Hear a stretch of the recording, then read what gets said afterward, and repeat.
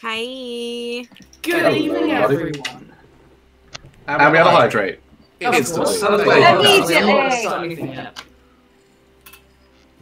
haven't even poured my tea yet. Meg, we'll crack on with it. Simon, what is that mug? That's a funky looking mug. This is my Lego mug. I got it for my birthday. That's badass. Also, everybody do a little wiggle, do a little stretch. You're ready for a check. Flex. There we go. Alright. So, welcome everybody back to Chasing Tales. Welcome, welcome, welcome. If you've been here before, welcome back. We kept the seats warm. If you're new here, welcome for the first time. We are Chasing Tales. We are a UK-based TTRPG channel. We have bi-weekly variety TTRPGs where we do mini-arcs, one-shots, indie TTRPGs, and wonderful other things. And here on Thursdays, we play Dungeons & Dragons in our ongoing persistent homebrew campaign, which will be resuming in just a few minutes. Before we get to that, a few orders of business to get to first. First up, you should be aware by now, and if you're not, get on it. We are currently supported by D&D Beyond, still, for some reason, somehow, and we are hosting a Player's Handbook giveaway for D&D Beyond. So if you want to get your hands on a digital copy of the Player's Handbook, check out the link on our Twitter. Go to our Twitter. There's a link to our Twitter just down below. Go there. One of the most recent tweets is a link to a gleam.io page. Enter. You can enter in 4 different ways to get yourself the best chance of winning, so go ahead and go do that. We'll be announcing the winner at the end of our break at the half-time mark, so you have some time left to do it and to get your friends in to enter as well. Second up, a returning thank you and a recurring, just go give some attention towards the Cognitive Merchant, our wonderful friends and supporters of the show. They make wonderful handmade leather and vegan leather dice bags, dice trays, dice cups, TTRPG accessories, LARP gear, wizard hats, all kinds of amazing stuff, and you should go and check them out at thecognitivemerchant.co.uk. Go check out the website, check out their Etsy and their socials. Through that, you can find all of that. Just go there. You'll find everything else you need to go there. They make amazing stuff and serve your money. Thirdly up, we've always needed three things. This is the secret we needed. We were still, one, we're missing our wonderful Alex. He's a busy boy and so can't be here this week. So we mourn for him and his character, which we will be killing in his absence. So the way that you did say we mourn for him made it sound like he died. He's not dead. He might. No, I mean, Alex isn't dead. That's me. Yeah. For not being here. My eyes keep flicking up because I've got a bird feeder and a blackbird is trying, and it's, to be honest, it's too big for it. It's like trying to grab. Anyway, we are joined once again by the wonderful Simon of SaberDice. Say hi, Simon. Hello.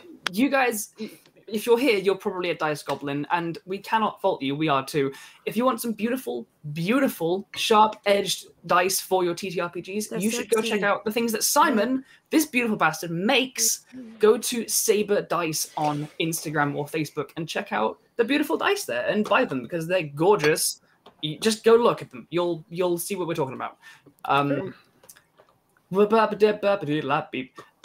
We'll say a note now. We'll also say this at the end as well. We are taking a 2-week break after today.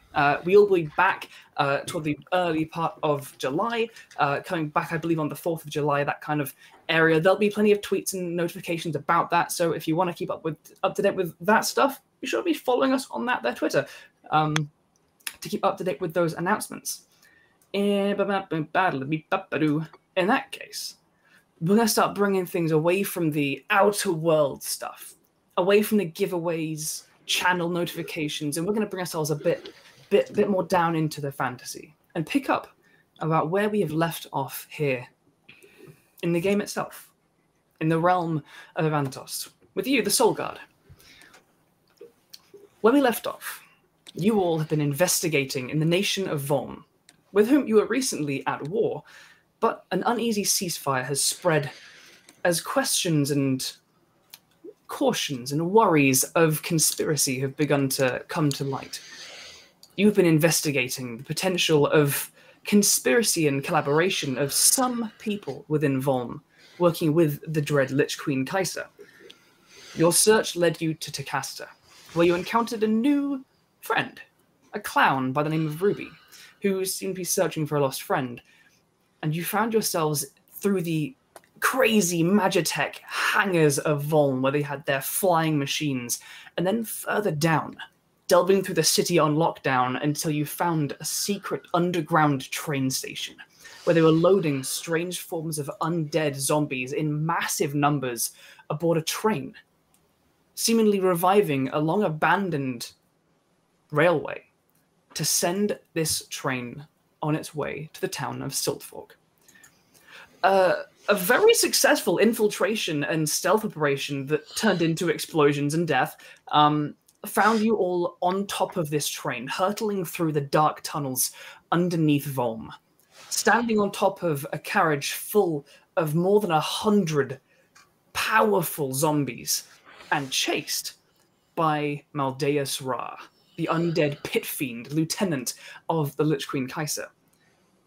With a quick touch and two bards playing off each other like a duet of the heavens, you banished this pit fiend and found Rudy's friend. You brought the train to a standstill and have continued venturing forth and have found yourselves in the train station beneath Siltfork, the town that was the destination of this undead delivery. And as you all begin to walk up, now coming back together and meeting in the almost pitch black, dust-filled, abandoned element of this underground station, as you all get to climbing onto the platform, have a quick round of who you are and what you look like. We'll start with now a new order on my screen at least. So we'll start with you, Jordan. Who do you play and what do you look like? Hello, it's me. Right. First of all, before anything, I need to try a thing with OBS Ninja, because apparently the background music isn't coming through. Oh. So it's going to involve a little bit of fiddling, and I think I know what it is. Is it a ninja thing, or is it a desktop audio thing? Well, that's what I'm trying to figure out. So if I go like that, and that, right. I've switched around things in the audio mixer. Okay. Do you need to keep fiddling and should we do someone else first, or are you good? So what I need, if everyone else could go first, so I can check that everybody's things are coming through. Perfect. Also, Tal is saying in the chat, Jordan, that just you are having an echo, but I think it's been fixed. I think that's probably fixed, and I think I know why that was. Alrighty. But thank you for pointing that out, anyway. Perfect. Thank you guys in chat. We are trying out a new production technique, so if you do get any things like that, please let us know, and we can fix them. So while you're keeping an eye on that, Maggie. Hi. What about Go. me? Oh, character introduction. I see. I was just lost in another world for a second there. Hi. I'm me. I play Maple. Maple is a gnome. She is 3'4". She is also a 10th level rogue, 5th level barbarian, or cheeky level up maybe. Yeah, she, as I said, she's 3'4". She has black curly hair that is braided in like a mohawk down the center of her head, with one strand of the ginger from before she died. She has shaved sides with marigold floral tattoos. She doesn't wear sleeves. She doesn't wear shoes because fuck you. And she, on her like arms and her feet and other places you would assume, she has black lightning-ish tattoos that follow the pattern of her bone structure. And yeah, she carries her big hammer and her opalescent bow and a few hidden blades, as you do when you're a rogue. But yeah, other than that, her clothing is pretty plain and simple. Nice. Hemlock. I mean, Rowan. One and the same. Hi, that's me. I play Hemlock. She is a 15th level druid. Oh no. Oh no. Of the Circle of Spores. And visually, loosely speaking, she is a half-orc, half-elf with dark green skin and small tusks and small pointed ears poking out from black hair. She is unusually thin for a half-orc and stands at about 6'1". Wears big Coke bottle glasses and walks with a staff to assist a limp from birth. That staff was carved for her by her partner Nute. And on top of the half-orc, half-elf appearance, she also has mushrooms growing out of the top of her head and her cheeks and her shoulders and her legs and her ribs and basically everywhere. And accompanying her to most places is her familiar Lily, who is a lovely little green glass tree frog with a fly agaric mushroom growing out of her back, who may or may not be a zombie. Probably it's a zombie. Yeah. Perfect. Markos, David. Hello, I'm David. I play Markos Astreva, who is a human man, level 11 ranger, level 4 rogue, stands about 5'8", with tan olive skin and scruffy black short cropped hair and a similar beard, full beard. And he is a member of the Royal Adagani Infantry Gun Scouts. So he wears the signature green cloak and big wooden, still living, carved pauldron, taken from a piece of the living wood tree at the heart of Adagan. Hell yeah. Simon. Hi, I'm Simon. I play a 15th level bard of the College of Swords, pure-blooded blade, who is also known as Ruby or Rupert the Clown. He covered in head to toe in clothing. You can't really see any skin on him whatsoever. He wears red diamond patterned tights. He has a turquoise cloak that conceals 6 hanging blades from it that jingle.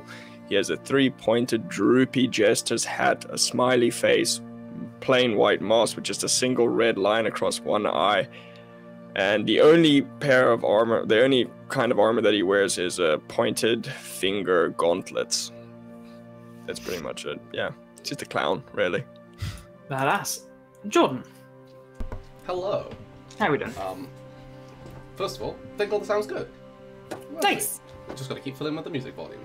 But other than that, I am Jordan. I play my wonderful Dwergar monk boy Nute, who is 15th level Way of the Sunsoul monk. Quite short, around 3'7", has long white hair, usually pulled back into a ponytail, and a wiry beard with some flecks of grass sewn in between. Typically wears quite baggy, loose, very simple clothing. Body is covered in intricate elven tattoos that can heat up on command. And as always, he's just good at punching. He looks like he's got a good punch in. Them knuckles, they seen some shit, you know. And many pieces of shit have seen those knuckles. True. The party are also attended by their wonderful drow bard paladin Ashura, with this bold purple head covered in scars with a beautiful dark blue vest cloak with its golden trim, and on one hip a beautiful sword wrapped in dark blue leather and silver, and on the other a red, very infernal looking blade on the other hip. Very dramatic. Not the kind of person you'd look at and think an NPC, but here we are. Who of you wants to take mostly ownership of Ashura for today? I'm happy to play Ashura in combat and stuff. Golden. In that case, as this merry band of, frankly, very aesthetic individuals, you walk through this dingy, dark, underground tunnel. It's dusty. There's the slight reddish glow from the overhead magical lanterns that kind of flicker slightly. As you approach, your footsteps echoing ever so slightly as you approach very stealthily. You find yourselves with a platform that's about shoulder height. What would you guys like to do? Is this the whole game? Sorry. This is at the end of the last time. I believe you scouted out to this point. Yeah, we and then short summoned rested. the rest. We short rested, went up, and then all met up. Cool. And remind us, it's bricked up ahead. Is that right, or are there just doorways? So from your perspective right now, as all of you get to this platform, there's the wide open platform space. It's very dark. You can't really see much beyond the vague outlines, almost of just the shapes of the platform, the curved ceiling, and you can see the faintest silhouettes of a couple exit doorways. Okay. So I think we should take it as a good sign. This station is not in use, right? I mean, a good sign in the way that Siltfork went in on it. Which means that we can likely present this evidence and get some allyship, right? Yeah. Hopefully. Yeah, I think so. Okay. How do we want to proceed? It looks dark. There might not be an easy way to the surface. I mean, I guess we should probably check first, right? It seems abandoned enough, but... Nute, do you want to... Should we check it out? Or do we want to just go slowly as a group? I think probably just go slowly as a group and we'll be fine. What do the rest of you think? I think we've had enough issues so far that even if this place is abandoned, I don't know whether splitting up in a place that's this unfamiliar to us is a good idea. Yeah, it's probably a good idea to stick together as much as possible. Good thinking. I'll head up the rear then.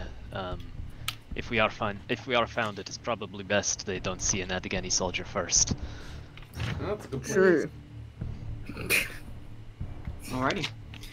So, as you guys make your way up to this platform, begin climbing up forward, first off, if you guys are moving slowly, then go ahead and give me a stealth check from each of you.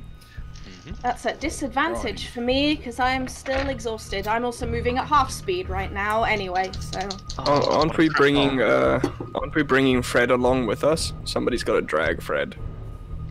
I wonder if we yeah. might do better to tie assuming him up down here. Just like tie off the rope to a railing and maybe bring them to him instead of taking a zombie onto the Not a bad surface. shout. Yeah. So you want us to leave Fred down here tied up and secured? Well, he is already tied up. Like, if we can just secure him somewhere safe, I don't want to take him to the surface. Fred, the zombie in question is still like fully wrapped and bound in a rope. His mouth is like tied up and filled with a big like. It's a juggling ball. Was that yeah, Juggling balls balls and clubs, yeah. stuffed in his mouth and like tied up, so it's just like wriggling. I think my main concern with bringing Fred up is the worms shooting out. Like if one of those happens to get somewhere where it's not meant to be. I imagine we're just dodging worms as this conversation's happening as well. Like as you debate that problem, like part of his larynx just kind of like is pushed open, and like one like just slithers out like down his shirt. Ew. Yeah. I'm just waiting for him to like sneeze and worms to just fly out of his mouth. Gosh. I think before we do anything, like let's- those tin of snakes. But I think before we carry on, let's all just stop for a moment and have a drink. You know. Ah, no, you're right. It was Of course, thirsty. It's dry air down here. it is. It's very dry. Very much is. What's the tea? So, are you guys going to be tying up Fred here at the platform? Are you taking him further in with you? I Do think here works. we Yeah, know it's that like this is the Siltfork station now? Is that certain? We're just kind of The assuming. end of the it's the end of the train line, isn't it? The train, Didn't- the railway stops here. Didn't one of us go up a maintenance hatch a while ago and not see any town nearby? Didn't see a town, but I did see the river. So Yeah, it was like a mile out as well. Okay. Yeah. So And it then we could be carried that, on you know, like going. Also, the town wasn't like- visible from also that like hill or whatever. very much guessing which hatch you went out of. Yeah. There's no mile marker or these many miles left to Siltfork inside the city. You just went up a hatch, and from it you saw kind of a late afternoon, quite beautiful vista over a grassy hill which descended down towards river. From like peeking out of the hatch, you didn't see a town, but you were just peeking. Like there's a manhole covering a field, and you peeked out of it. Yeah. Like that was the degree. also, of like- it was. Sense. The train tracks go in a straight line, and this is where it was heading anyway, so... Yeah, we're probably fine. Better chance as any, and we can't go any further. So. Honestly, Velm should really invest in some like station signs within the train, which is like up next, your station is blank. Like, or like, at least signs at Probably do the it with, station, you know? Yeah. Do it like a magic mouth in the trains. Your next station is Siltfork. Like the tube. Yeah. All right. Stealth checks. Yeah, if you Yeah. guys are leaving Fred down here, he's tied up enough where he can't move. Maybe one of us should just. Rudy would just say, "Well, if you want, I can stay behind with Fred and watch him because we don't really want to send the whole party up to do reconnaissance and then come back and find that our only evidence has disappeared. Is far from our only evidence. We still have the The train, wreckage in the train tunnel. He is Oh, yeah. he is our most convenient evidence. but most convenient. Yes, correct. I understand, Ruby, if you want to stay with your friend. Like, that's fine, I think, but... I think he will be fine down here. I reckon we I can secure maybe him do well. some effort to try and camouflage him a bit, like, you know, hide him under some rubble. Nothing flies out, but you see like underneath the gag tie something writhes on the opposite side of the ball. I think if I just cover him in like some rubble or dust or just put him in a dark corner, I don't think he will be found. If I'm good enough. Just sprinkle a little dust on it. I'm quite But- proficient in camouflaging. I don't mind staying behind and watching him. I don't really think we need all of us to do the reconnaissance. And besides, Fred is an old friend of mine. We can just play cards. Oh, shut up, Fred. You're such a worrywart. Now, this is definitely a stretch, but since I technically understand all spoken language, do I understand what Fred is saying? I don't think this qualifies as a spoken language, as it is a zombie moaning through a juggling ball. It's like, he's moaning in Elven. No, this zombie is not speaking a language, I'm afraid. Fair, as I was expecting. Alrighty, so are the then 5 of you, with Ruby staying behind to keep an eye on the your Zombo friend, the 5 of you, go ahead and give me stealth checks as you, or Ashura is one of you, but like the rest of you, go ahead and make stealth checks. Yes. Are you rolling for Ashura? I can. I haven't got this thing open. Because I'm Jaegering. Real quick, how long ago was it when we used the figurine of Wondrous Power? That, like right now, that was how you communicated from the recon. Yeah. Like Markos Yeah, and so Maple. it'd be like within.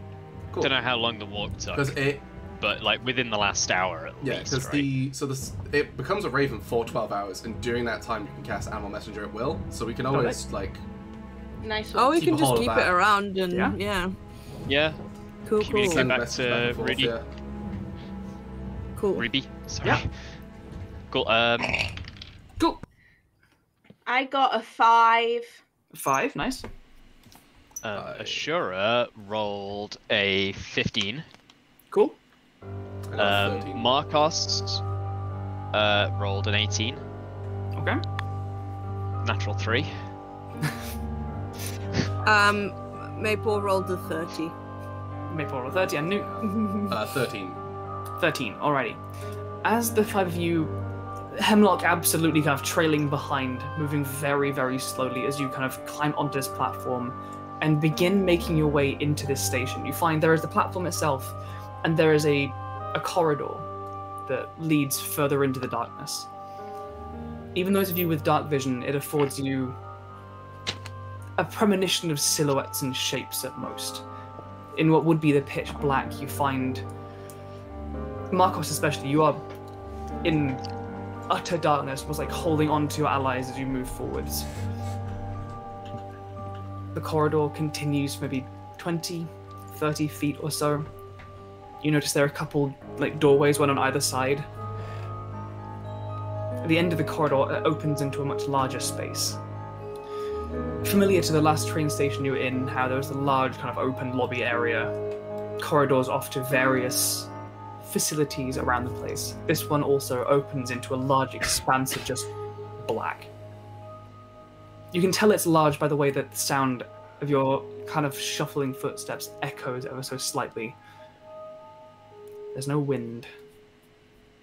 How would you guys like to progress through this dark, quiet space?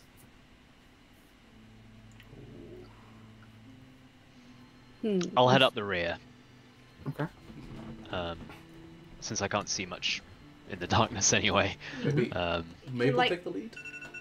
Yeah, I can go at the front. I can do my best to guide Markos, as I'm also going to be near the back and moving very slowly. Okay. Cool.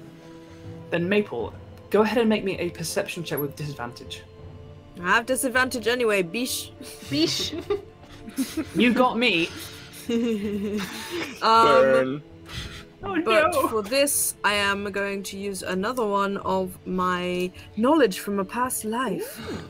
So I'm going to add a d6 to this. Go Nice. for it. Just like, I remember that time where I saw really well. Before I died, I could see. Remember that time before I died and before I had a cursed weapon where I could see in the dark?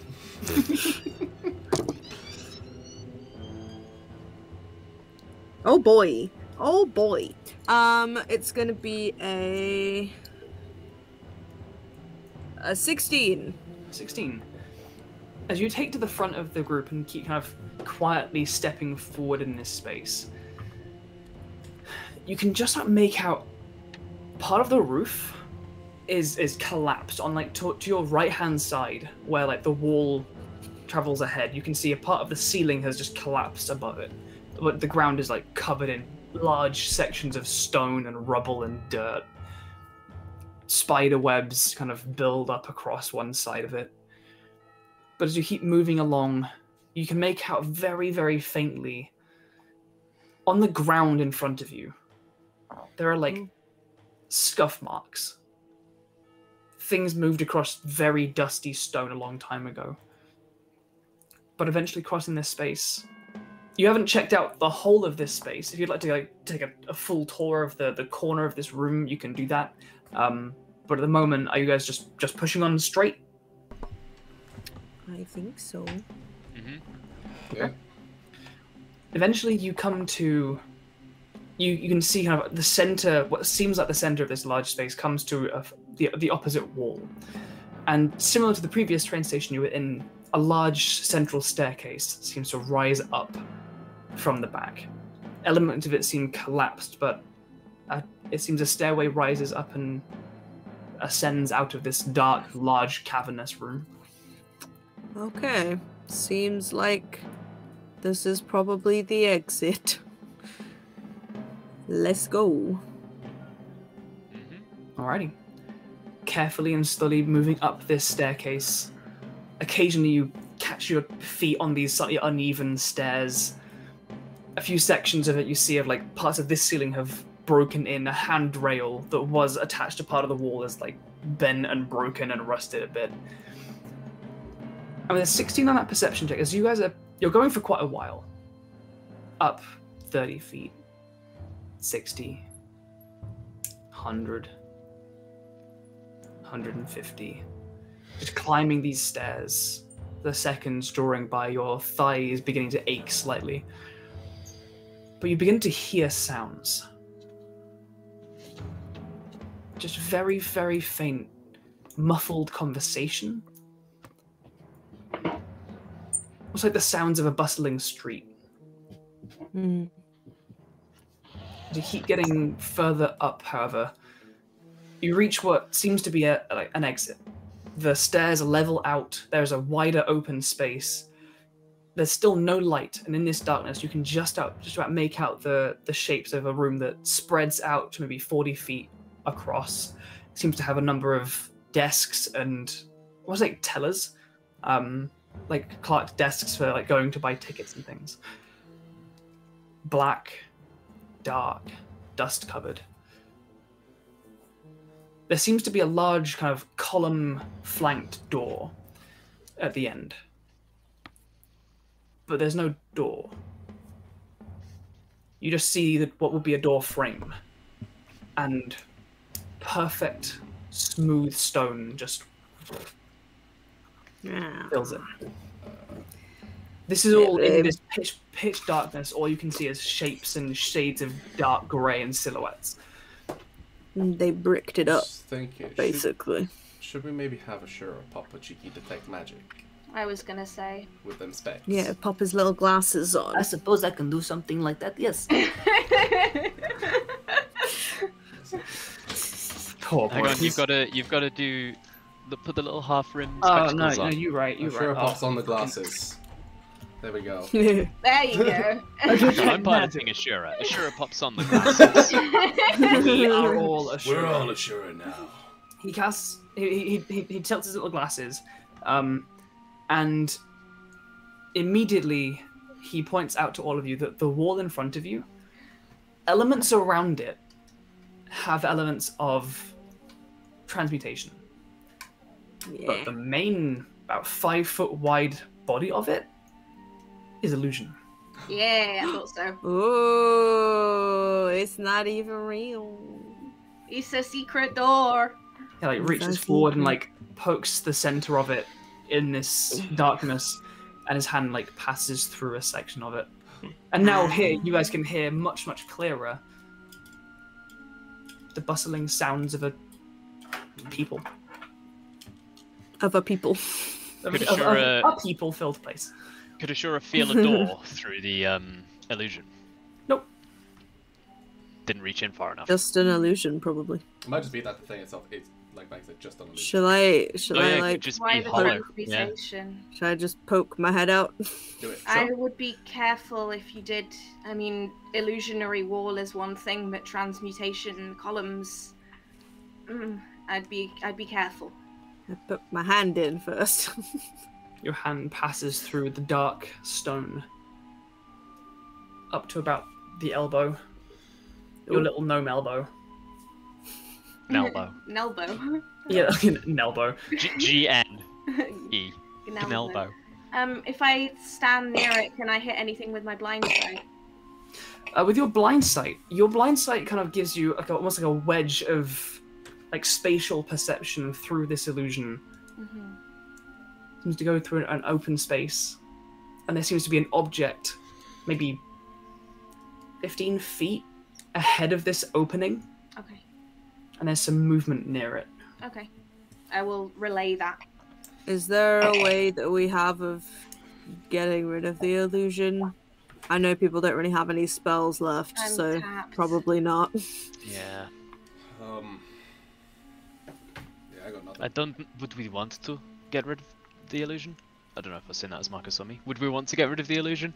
I feel like probably not. It's Maybe kind of not. hiding the entrance to a nice, safe space here where we can use as a staging area. I was thinking for whatever we're going to do. That's a good point.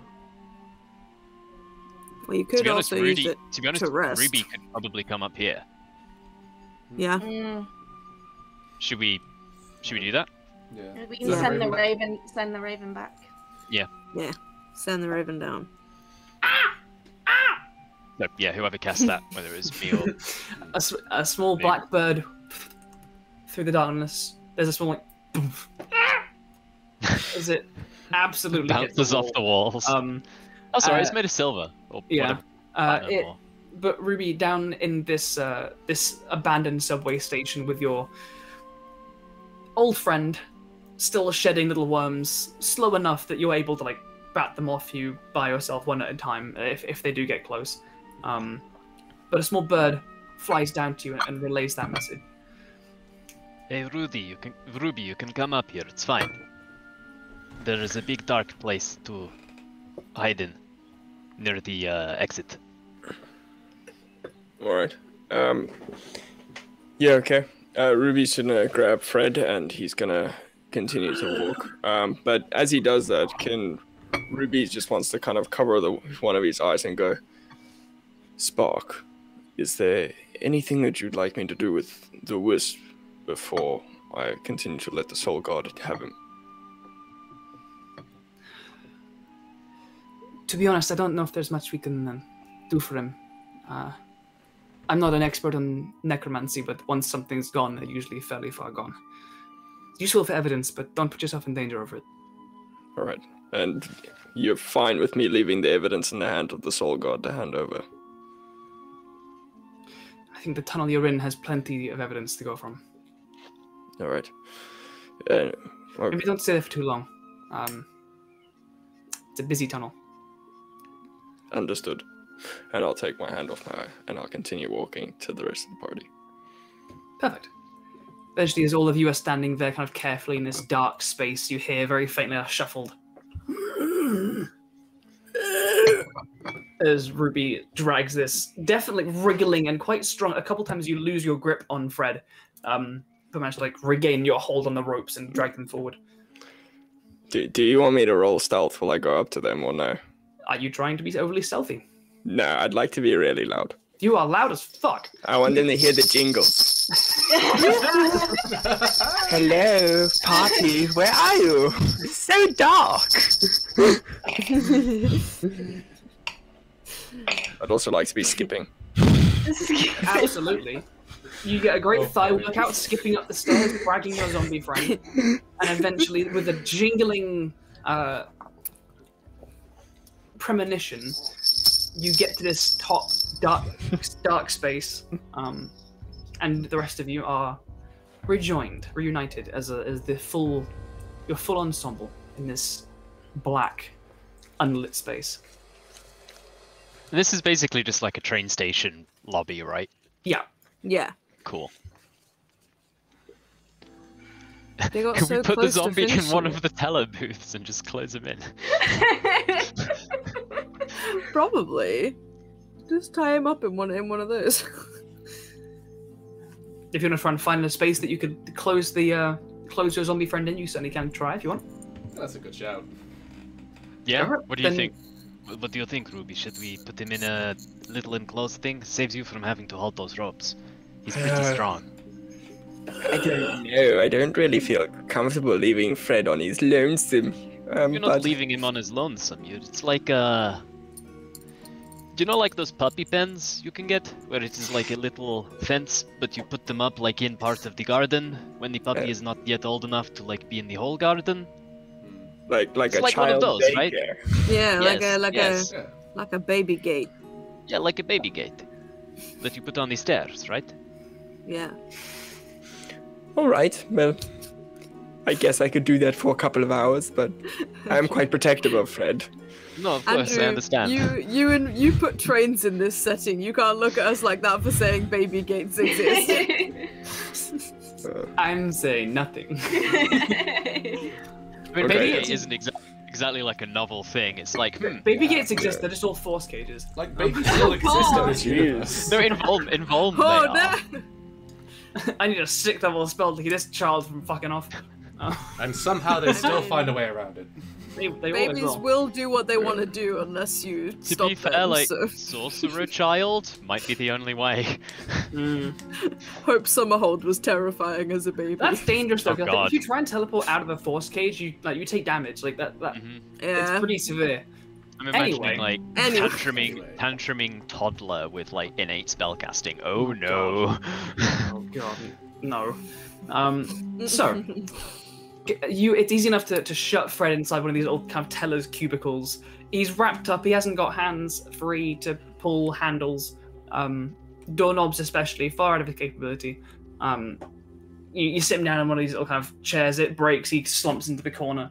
Oh. But he is closed Fred. and can't seem to move for now. So we have a doorway that is illusory and transmutation around it. We don't really have a way of clearing it if that's the thing we want to do anyway. I think it sounds like it backs straight onto the street, so maybe one person should just go through and have a look. I volunteer. Since I we don't had, mind. Since we had that sit down, that short rest, as one might say. I can turn into things again. I can do it twice. I could be like a cat, and just like a little street cat or a mouse or something. I don't know. Have a look through. At this point, Ruby would like to put his hand on whoever's speaking right now because he can't see a thing, and would just put my hand on Hemlock's face and go, "Oh, that sounds like a fantastic idea. Thank you." You hit a weird bit of mushroom. I'm Oh. glowy. I've got a slight blue glow around me. So. What soft fungi you have? All the better to decompose you with. Oh no. You hear that? I know Ruby. I don't know that Ruby can't hear me, so I'll just send that into his mind. It's like all the better to decompose you with. Oh no. So I can maybe take a peek, although I'm concerned that it might be another one of those zappy gate things. Ashura kind of steps in. I didn't see anything other than illusion, unless the transmutation is something terribly dangerous and deadly. But I don't know. That's what I'm thinking. Hey. But Sure, do you just want to take like a little bit more time and identify the transmutation? can you do that? You It got would that take me a Markos, minute, right? but There's only I'm one sorry, I minute. feel like I looked really insane for a Maggie, second. you're there just because sort of my, like. my body was telling me I was gonna sneeze and then it never happened. So I was just sat there like. you're just so invested in this illusory wall. No, Just an Ashura, illusory sneeze, if anything. Ashura It was. takes a crisscross applesauce on the ground with his little glasses and kind of begins casting the incantation to identify.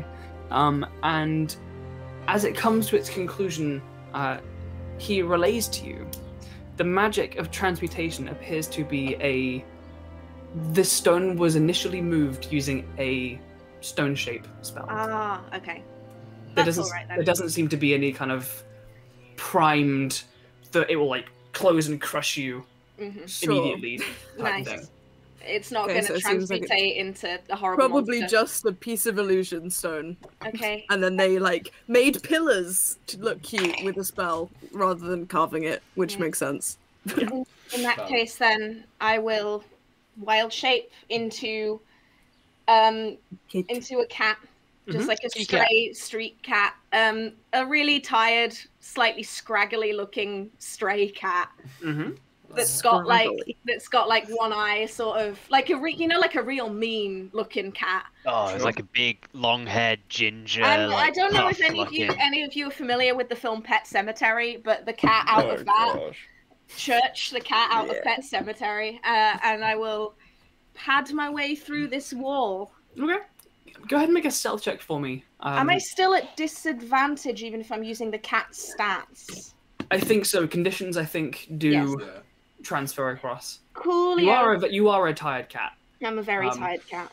Let me Sleepy boy. Let me pull up a cat. The cat is proficient in stealth. Wow. Oh, I rolled a 17 and an 18. So that's 7. I can't do maths. 17 plus 7 24. is 20. 24. Yeah, that. It's a 24. stealthy cat. Yeah, even as you are like kind of woozy on your little padded feet as you take on this new form, you go through this kind of moment of pitch black. Even though your night vision cat eyes assist in the room, as you pass through the illusion, it is like a veil is pulled across your eyes. And as you step out and very quickly kind of pull up against the wall and make sure that hopefully if anyone looks at you, they don't assume that you walked out of a wall. Yeah. Make a perception check for me. I have advantage on perception checks that can rely on smell, but I'm assuming it's not that. It's a combination of both. I will make it flat then. Go ahead and make it flat. No, I'll bear the disadvantage on the rest of it in mind. 19. 19, okay. So, immediately, scent first in your cat form, you are hit with a scent of slight charred cooking bread, Okay. and then cooking meat, Nice. and then a wall of spices and Ooh. strange other scents that Hemlock has never encountered. Visually, Back to all of you. It smells really good out here. visually, Yeah. as you step out of this little crack of illusionary wall, you see in front of you just a beautiful market square. Oh shit. Wrought iron columns rise up about 40 feet into the air and link into archways that form this promenade about 40 or so feet across that goes for about 120 feet down, almost like a Roman forum in a Roman town. Nice. Across this middle area, there are stalls.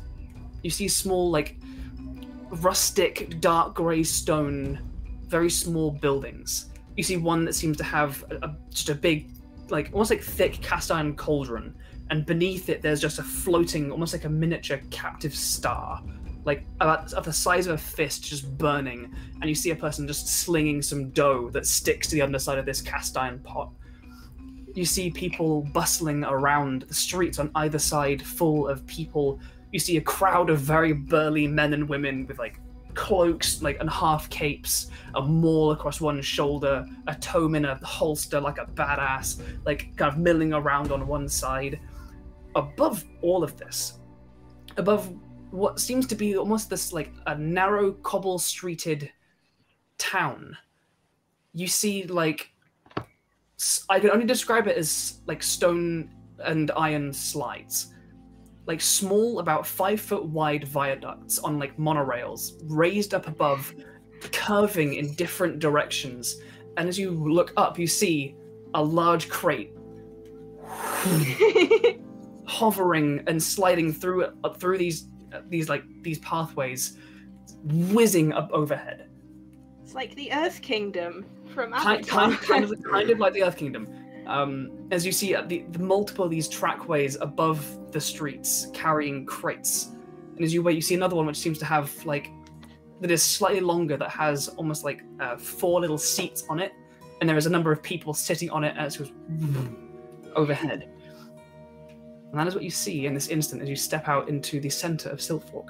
That's so cool. Am I able to tell about what time of day it is, just because we've been underground for so long? Yes, so when Nute kind of poked his head above ground, it was kind of coming into like late afternoon. With the time it's taken you to get to here, travel up, you are in like solid, it is like 6, maybe 7 p.m. Okay. I'll telepathy everything back. Just say, it's quite busy out here. If you can maybe, I don't know, be quiet and stealthy, you could, like, duck out and mill into the crowd? Maybe.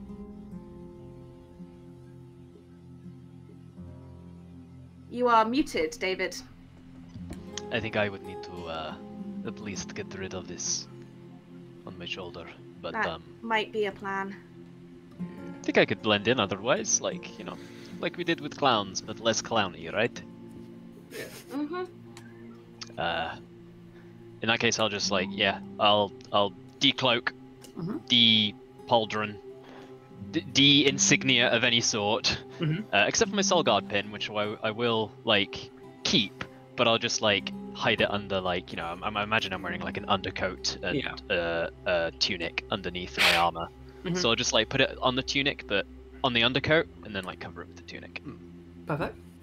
Nute's gonna quickly just ping back a message to Hemlock. Do you see any Hukuri there at all? Do I see any Hukuri there? You don't see any Hukuri. You see what looks to be a majority human and halfling, some elves. You do spot one utterly cliche to us. You see like a light red, almost pink-skinned tiefling with like horns that jut kind of out and then forward. And they are wearing like a frilly, blousy white shirt and a dark corset. Amazing. Flouncing forward, but that's the only kind of halfling human elven person that you see. No, nothing. Okay. Rifle is also in the bag of holding, by the way. That might make blending in a little bit more difficult. Well, I mean, just like there was this quite outlandish-looking tiefling. Like, I mean, you're gonna, you know, this place looks like it's bustling. I'm sure they get all sorts here if it's a busy market town. Alrighty, I guess let's just go out there and act like we belong. Yeah, none of us look particularly specifically Adagani except for Markos. Well, I mean, you can see now at this point he's not wearing anything. He doesn't look like what he was looking like before. He's wearing different clothes. He's not got his armor on, and he's like done his hair up a bit in like a different way. He's like put it in like a top knot at the back. Top knot. And Man bun. Yeah, man bun. It's not long enough, quite long enough for a man bun, so it will just sort of like plumes out. Little ponytail. Like the end of a paintbrush almost, just at the back. And I would like to make a disguise check. Go for it. Go ahead and make a check with your proficiency and with your dexterity modifier. Hell yeah. That is a 16. 16. You are fairly confident any insignia or clear notation of your origin is it not shouldn't be clear. immediately recognizable. Yeah. No one's gonna look at you and be like, Adagani. Yeah. Or even, hey, that's Markos Astreva from the Soulguard. To be in fairness, Markos is maybe not, aside from the rifle, maybe not one of the more visually obvious members of the Soulguard. The walking mushroom, black lightning-scarred gnome, Hukuri, and the clown, and the long vest-wearing, flamboyant-ass drow. We might be a little bit more. Tends to be a little more conspicuous. Look, if all Clark Kent has to do is put on some goddamn glasses, then we can get away with it easy, alright? Nice. And I raise you. Oh. Oh my goodness. Why I'm what a have you done with Megan? That's it! Markos has taken on this slightly more inconspicuous look. What are the rest of you guys doing before Markos hitting? Kent Straver. You're full inconspicuous. Karkos, Kenstraver, and the rest of you, are you guys doing anything in particular to mask yourselves, or are you relying on your movements and actions to blend you into a crowd? I might like drape something over my arms so you can't necessarily see the lightning. I'm gonna do something to hurt myself because as a DM, I guess I like that. And Ashura is going to use his ever-present major image and create outfits for all of you to look as mundane as you wish. Yeah. That's amazing. Because Thank that's, you. I think that's what this fucker would do. Yeah, Rudy is disgusted. He won't mask, obviously, your appearance if you don't want to mask. But for those of you that do wish to appear different, you have the option through Ashura's magic. I think it does mean we have to stay within like 20 feet of him. Yeah, no, the range on that is annoyingly fairly large. 120 feet. I think it's 120 feet. is like how The range far of away the far effect. the like, illusion the effect can be itself from is like him. a 20-foot cube. I It's think. a You are 20-foot absolutely cube, yeah. right. You're absolutely right. So, yeah. I will forego it, Okay. assuming that I just sort of look like a regular guy. Yeah. So the rest of you that want it, stay within 20 feet or within this 20-foot cube. So Nute, Hemlock, and Maple, what visages are you taking on, if anything? I'm a cat. You're a cat, so you're easy. Nute and Maple? I if think Maple probably just asks for sleeves. Cool. Keeping the scars and the hair and the being dead bit. I mean, I don't look dead. I don't look like a zombie. Like, Just look very tired. Very tired, very pale. and Looks anemic. yeah, just like sleeves and maybe like normal long hair. Because even Sure. if she puts her hair down, it can only really cover so much of her head. Yeah. Nute? Any theory? You good? Nute is basically just gonna sort of look more like gnome / halfling like rather than dwarf. So like slimming in a little bit. Sure. And probably like what else is there? Your grass.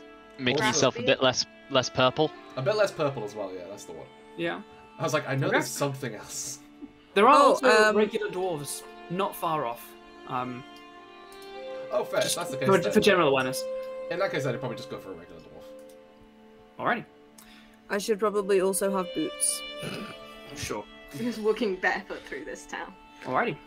Are you all ready to step out through this crack in the wall and into Siltfork? Yeah. Yes. Let's go for it. Alrighty. In that case, as you all leave, I'd like one more stealth check from you all to exit this illusory doorway. Natural Without 20 drawing Hey! attention. A good start. for a 10. total of 35. Damn. A 10.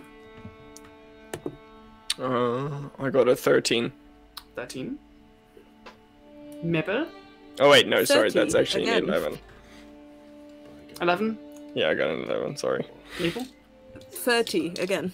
And Cool. Shura. It's a 14. That's an alright balance. Yeah. As you all step out, you find yourselves in this, immediately going to lean up against this wall, and you can see there's almost like light graffiti on it. As you lean up against it, it's like dark, kind of grayish stone. As you look around, you see the cobbles. You see in this kind of coming into evening light, there are kind of this soft blue glow that kind of shines down from above from these slightly humming arcane lamps set into those kind of cast iron columns around, lighting up what is now becoming it's getting towards winter. The months and weeks have been rolling on by, and your breath is almost visible in the air, and the steam from the pots and grills that line this busy market square full of food stalls sends just clouds of steam out into this evening air, sending these smells of fresh food everywhere. The strange whizzing of these crates and transport things above you is an utterly alien sight to almost all of you. But this is Siltfork, the transport hub of Volm, and you are, so far, undetected and in its heart.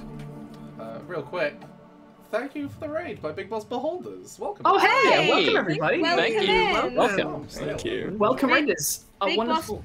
Big Boss Beholders is a hella good name, by the way. That is Yeah, that's very, great. very strong. Welcome everyone that has just joined. Thank you so much for joining us. Hope you guys have a wonderful time while you're here. A wonderful party is stealthing into a city through an abandoned subway station that leads them into the middle of a wonderful market square with fresh food stands and strange. Deep inside enemy territory. Deep inside, uneasy. Tenuous ally territory. Maybe. As Not yet, Tenuous ally. ceasefire. Tenuous ceasefire territory. Potential acquaintances, dynamic unknown. Yeah. Facebook status, it's complicated. It's complicated. Oh no! So, Soulguard, as you step out into this space, and you look around, people begin to notice you, but no one seems to, their eyes don't seem to like stick on you in curiosity beyond, huh. No one's like, they just came out of a wall. Or are they? You don't know. What would you just like to do? I'm gonna jump up onto Maple's shoulders and drape myself around her shoulders like a scarf. Very nice. You got a big, like, fur shoulder piece that's just this big stray cat. I'm not mad. If anything, that's very on brand for Maple. Yeah. Yeah. You got so much in common. Stealthy, like hunting for mammal meats. Feral. Feral. Yeah. Can't brush her in hair. The need to drink. Oh. Preferably something to hydrate yourself, you know. That's a pretty rare thing, though. It's a rare ability. As you guys are standing there, you can overhear kind of the passing, coming and going conversations. You hear people kind of going up to these food stands and ordering mutton on bread. and like Mutton on bread. a similar kind of like the closest stall to you. There are many various ones. The closest one to you is this almost like strange magically powered tandoor oven next to like a grill, which almost like a kebab stand. The fact that I can smell the curry mile from my bedroom is not making this easy right now. And the second like, they catch you looking, the person behind it kind of like waves at you. Yeah? Fresh batch just in, I baked it myself. If you're hungry, come on over. And he like sort of like tears off some freshly baked bread and like waves it towards you. I'm gonna be like... Maple hears the cat's belly rumbling. I'm just gonna look at the party and be like, I really want one, but I don't think I have any Volman coin. That's a I good mean, point. Quick, is Volman coin a thing? Do Yeah. they just take gold? quick check. Does Well, I Volm don't have a know, different like- currency to us? Make Either a way, very I low don't decent have any. history check. So... Alright. I mean, like, it's a gold coin, right? But it probably has a different person's face on it. You Right? guys have coins with 14? faces? Markos is absolutely right. They will. Yeah, we give Adigan Currency money. currency has absolutely the same value, but coins are minted in separate places with faces according to that. Oh. Can I... However, with a history check, while there has been recent conflict, Adigan and Volm have had commerce and trade for a long time, and so Yeah, with like- many bordering places, you can often find similar currency already pervading both pockets. Yeah, it kind of makes And sense. It wouldn't be that weird. Let me note as well, like, I imagine most of the money we've got is Adigani, but we have found gold in, like, dungeons and stuff. And... True. Also, well, I think sorry, if you, not in if, dungeons, like on quests Yeah, or whatever, if- you know, if whilst you we're were- out and about. if you were to actually look through your pockets and check every face, you probably have a mix. Yeah. Very quick question, because I've just seen this in my equipment. How much is a dime worth? What? What? I have a dime, and I feel like in my head, at some point you said you turn on a dime, and I said that I picked it up, and you said fine. That's the train of logic that's going in my head, and so it's just there. I think a dime is gonna fall somewhere in the realms of close to a copper piece because It's an Adigani dime, right? yeah, I think a It's dime. one copper. Okay, this is canon now. A dime is worth 5 copper. Cool. Alright. Nice. Alright, cool. I'm Who will accept it is a different question. I'm putting that in my notes. You can take that to the bank. Hey. Markos will definitely, like, upon realizing that, yeah, it's probably fine to play with just, like, whatever fucking gold, as long as it's gold or whatever, copper, and just be like, it could help to blend in, you know? Like, so it smells really good. It does smell pretty good. Waving at you. Eh? I'm going to get one. And Markos will walk over and be like, for I sure, think the cat wants some too. Meow. Wonderful, wonderful. What I time would is love it? one, and a little piece of meat for the cat. The cat seems quite, Oh, I'm sure we can do something for you. And he like reaches forward to like scratch the cat's head. Yeah, I'll take it. The gentleman behind this this food stand has like a very quite a round jaw. You can see they're kind of quite square-shouldered. They seem to be wearing some kind of subtle coloured, like a dark brown corset. They've got like a small jacket on for the winter chill rolling in. They kind of got like a very thin cigarette sticking out the corner of their mouth. Kind of quite short cut hair, part of a little tuft at the top. All right, so you want mutton or do you want beef or owl bear? What are you thinking, eh? Owl bear? I don't think I've had owl bear. I'm kidding. No, no, right. This is pork. Right. Okay. I was going to say, like, I've shot owl bear. I imagine that they would be a little bit tough to eat. Tough for texture or tough to get the meat off them, eh? And he like starts both. I'll go down. for the mutton, please. Thank you. Perfect. And he like begins like cutting off some juicy, fresh grilled stuff and whacks it together for you. This will be 2 silver. Sweet. Sounds good to I me. love the. Bit of a mix of weird coins, I'm afraid. We tend to travel quite a lot. And I'll just pick out We've 2 we've not come here. obviously Adigani silver and just give them to him. We've come here to Thank you. like report our findings from a really intense political stealth mission, and we're just buying a kebab. Gotta blend I'm it buying in. shawarma. Markos is buying shawarma. It'll help him blend in the crowd. You Can just this- casually walk somewhere eating shawarma and people won't... Can this be You the know. rest of the session? If we just go around this market square and sample all the food? Because I would be down for that. I mean, as someone who This is doesn't D&D. need You can do whatever. You can play as much Dungeons and Dragons as you want. See, Nute looks at all the food and is like, wow, I'm weirdly not hungry. Oh. yeah, me neither. As you like get close, and this guy immediately is like he's already got like some paper in his hand. He's got some fresh bread thrown on there, and he's looking to the next one of you, like trying to catch your eyes. Like, so, anybody else, eh? And you seem like a friendly bunch of people. I don't recognize you all. What's your name, friend? Like kind of gesturing with his tongs towards you, Markos. I'm called Clarkos. Bro. Nice to meet you, Clarkos. I'm Dave. Oh, nice to meet you, Dave. That's a good name. I knew a Dave in school. Thank you.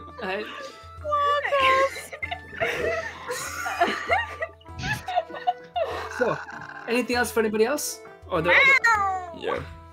Oh, the cat course does you- want a of little course bit you- of... yes, of Yeah, a course, little of bit course. of mutton for the cat. The cat. Oh, gets a like kind of torn off bit of like gristle and more like whatever, and like kind of I'll reaches take hands it. towards you.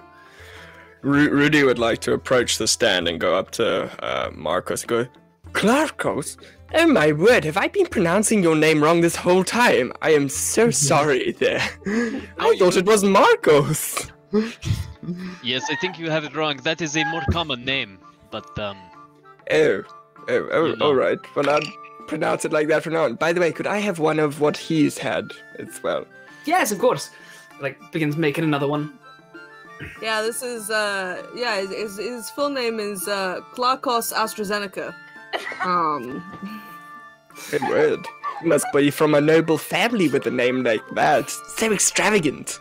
He like hands it as he like hands the food over towards you. Ruby's like, certainly sounds very extravagant. I'm honored to well, be in you your know, it's presence. funny. Back in my home country, I am considered a lord. Well, thank you for coming to my stall, and I wish you the best of health on your travels. Thank you very much. Good to know, probably Do use you have it. any hot sauce? Yes, of course. And he kind of goes in the like to the one side, and he brings you like a little kind of glass jar of. It's much closer to like spicy jam. I'm imagining Quite like sweet, a but, like- congealed sweet chili. Yes, exactly that. Yeah. Yeah. It's like immediately, it's like that's sweet. Oh no! And then takes it off a little bit. Perfect. I haven't seen you all around there with the. Well, I mean, not my business, of course. I'm just a humble vendor, but with the walls being closed, you'll stay safe now, right? We will. Thank you. Alrighty. I'm sure I can't offer the rest of you anything, yeah, Mr. Dwarf friend. I'm perfectly fine, thank you. Vegetarian options are available, sir. Of course. I appreciate it. I've just He recently. threatens you with an eggplant. This is weirdly suggestive. I'm perfectly fine, just recently eaten. I'll be sure to come back in the Yeah, same here. I'm good. Well, if you're in the mood for lighter snacks, obviously we can provide, but I'm sure across the wonderful variety of vendors here in Siltfork, you can find anything to suit your appetites or desires. Well, actually, that's maybe not food-wise, but a little bit of advice. We are just passing through, you know. We've been traveling for the last day or so, and we would like to do a little. We have a little business in town. Could you let us know where the town hall is? I can point you in the direction of the castle, of course. I'd just again, it's not my business. If you are, how did you get into town? The gates have been closed for the past few days. No one in or out. We arrived a few days ago. We've just been milling about, really, trying to get the lay of the absorbing the culture. Make a deception check. 19. 19. Plus 1, I think. Yeah, for 20. Okay. My bad, I must have overheard those loud asses over there. He kind of turns over his shoulder and there's like that like crowd of like 6 or so burly individuals on the corner like clinking glass bottles and chatting. Yes, sorry, of course. If you head just down the forum to find the main street, the whole town is built in sprawls from the castle itself. So head to the castle, you go into the main courtyard. It all kind of builds up from there. I'm sure someone will be able to guide you to exactly where you need to go. Perfect, thank you. Of course, my pleasure. And if you all get hungry again, you'll find, during the mornings, I have a wonderful selection of cinnamon pastries, all cooked in the same oven, fresh, fire-cooked. So, if you're hungry, I'll see you again soon, I hope. Wait, you cook it in the same oven as the Well, I clean it, bread? obviously. Right, I was going to say, because, like, spicy cinnamon. Well, no, it's like a bread tandoor. I don't put, like, the spicy gem on the inside of the oven, eh? I just put the dough. Right. Think of this... This is why you make the food and I just eat it. I hope you have a great time doing so. And you have a wonderful day, and I'm sure I'll see you again soon, eh? Alrighty. I'll wonder why. Is there anything else the rest of you guys would like to do as Markos is kind of having this back and forth with this vendor?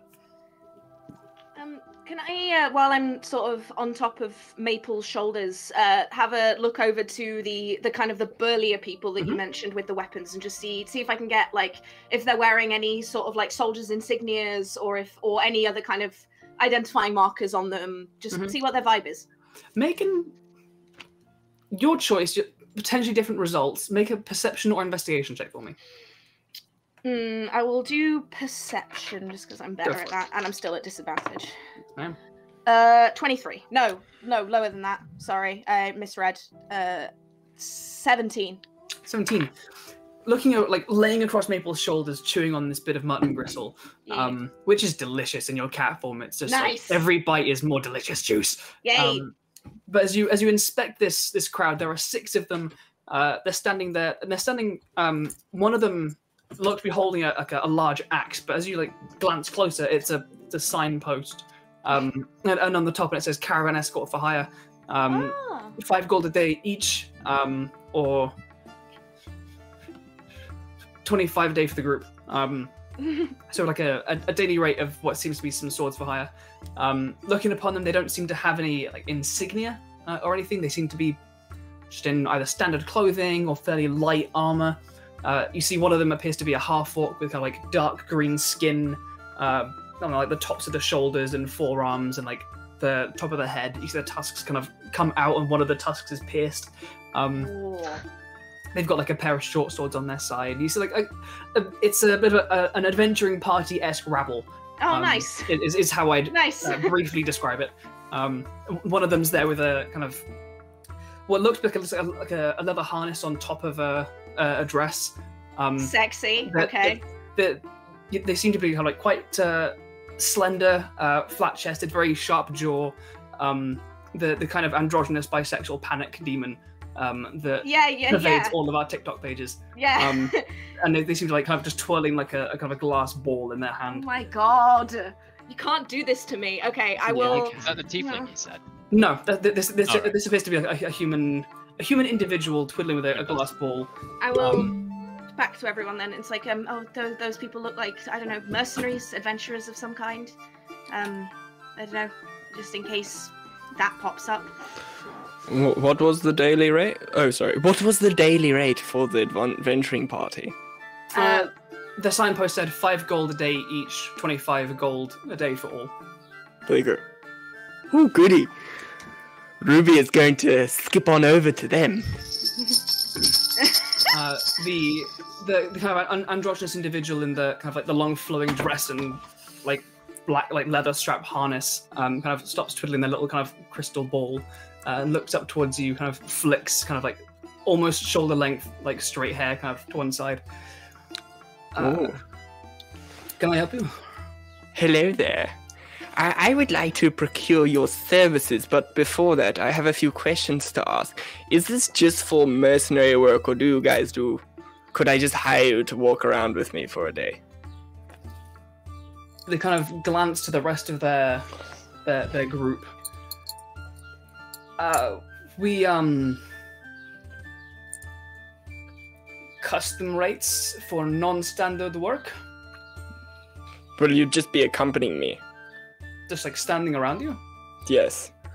Sounds kind of like it's like guarding rates, right? And like kind of leaning up against the wall, kind of the one who's like paying the least attention appears to be kind of this dwarf that comes to like almost 5 feet, like absolutely like it's just a spherical individual with what looks like a pair of nunchucks just tucked into their shorts. They're absolutely just wearing jorts. Just a ball of muscle. Yeah. 5 foot tall, 5 foot wide. Yeah, they kind of like lean forward and kind of just give like a little grunt, little nod. All you can really see is like a pair of eyebrows and a kind of like a button nose, kind of protruding from above a little mustache. Sounds pretty agreeable to me. Sure. The one spinning the kind of crystal ball in front of you. He's very agreeable. How long?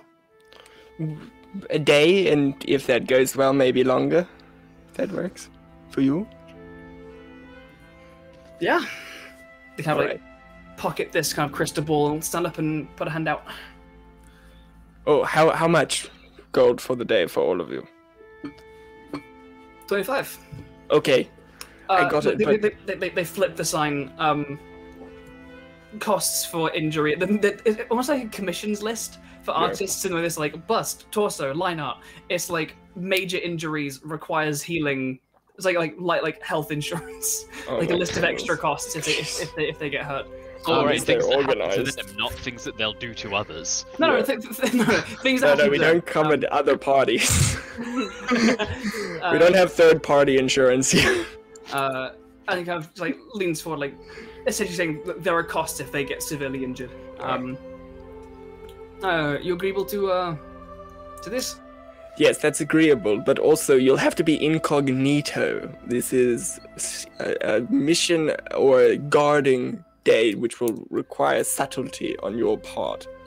That may not be a job for all of us. We mostly do caravan escorts. We don't specialize in espionage or hiding so much. We kind of walk alongside the caravans. No. I don't need you to hide. I need you to look the part. That's the same thing. So you won't look the part, even if I have the thing for you to look the part. Putting on outfits is gonna be a different cost. Okay, can I add £5 for the outfits as well? I mean 5 gold for the outfits. Each? Oh. I'll say. How many of them are there? If you don't need all of us, I can take on appearances relatively well. If you don't require the full might of our little merry band, and you just require a little bit of assistance or protection, maybe 1 or 2 of us can handle what you need. All right, I'll take 3 of you with disguises. All right. Is that fair? All right, and then I'll whip out my disguise kit and be like, "You need to look like clowns now. Here's the makeup." 30 gold now. Yes, I'll hand over the gold. And as they take it, the one with this kind of like the dress and the harness turns to the rest of the 6, and you immediately see like a couple of them, like just start face palming, and the person in the dress, like a smile just begins creeping up the sides of their face with the prospect of painting these idiots. Oh, I'll look at him and I go, oh, I like you. I'm excited. All right. It's like most of my gold gone. I haven't had any since I came back from the dead. So when I see people being painted to look like clowns, I'll like just like in the middle of bites of shawarma. I'm basically just imagining like a lamb kofta kebab, right? Yeah. He's just tucking into this, like it's like recruiting a new troop, are we? Over to Ruby. Yes. Are they disguised now? It'll take a minute to put on full clown makeup, and as you turn around, they still seem to be in the midst of deciding who's going to take this on. The person in the dress and the harness with the crystal ball is all about it. You see, they just click their fingers, and their form, their dress takes on the same kind of black and red diamond pattern that your tights do. Their harness itself begins to flicker with little blue flames along it. I was imagining you saying it turns into like rainbow suspenders. Their face immediately becomes just washed with like white paint. Oh my god. The other two that have like stepped forward, you see one of them appears to be a halfling with a staff. Their kind of hair is quite curly but pulled back into a ponytail. They kind of step forward and kind of tentatively subject themselves to this individual's paintbrush. And so aside from that, you've got this human in the harness, you've got a halfling with a staff, and another, the half-orc who's holding the sign, puts the sign down and picks up an equally large maul, but like kneels all the way down to be at head height to let this person start painting them. So this large, half or somewhere between half and full orc woman begins getting the paint job as well. 3/4 orc. 3/4 orc. Fantastic. All right, I'd like to go to the group and go, all right. That is my party over there, busy. The one with the man enjoying the swarm and the two smaller ones and the other one. All right, big entrance time. This is what we're going to do. Big one, you orc, half-orc lady, you're going to jump in first. I'm going to do a flippy flip on your shoulder. The other two are going to pop out from the sides. Big entrance. To be clear, we're not performers. It's fine. You literally just have to stand there, and I'll jump on your shoulders, and the other two will just come out from behind you. It doesn't have to be perfect. Fine. Give me a moment to finish my makeup. I'm very curious where this is all going right now. I know, right? I'm happy to just sit here and figure out what the fuck is going on. If Markos didn't have his face full of shawarma, he would be grinning at whatever is going on in front of him. He is grinning whilst eating shawarma. It's very messy, covered in sauce. Spicy. This is really good, guys. You should have got one as well. I mean...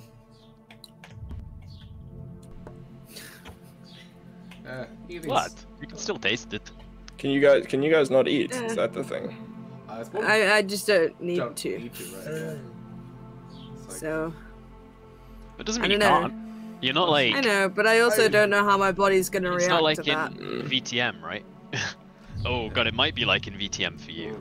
Well, that's exactly it. I don't know, and I don't want to jinx it, you know? I don't want to test it while we're halfway through doing a thing. Nute's basically just saying, like, I just don't really feel hungry, and I usually eat when I'm hungry. You didn't find a man waving his eggplant at you very tempting. Surprisingly, no. Weird that. So, as they finish up doing their... Okay. The orc's makeup is not great. You feel kind of upset even looking upon it, to be honest. The halfling stays still, and the individual in the dress seems to kind of get it down. As they turn towards you and you tell them this plan, they introduce themselves. The human in the dress is Malika. The orcish woman is called Batia. and the halfling with the ponytail is called Nemo. They kind of pick up their maul.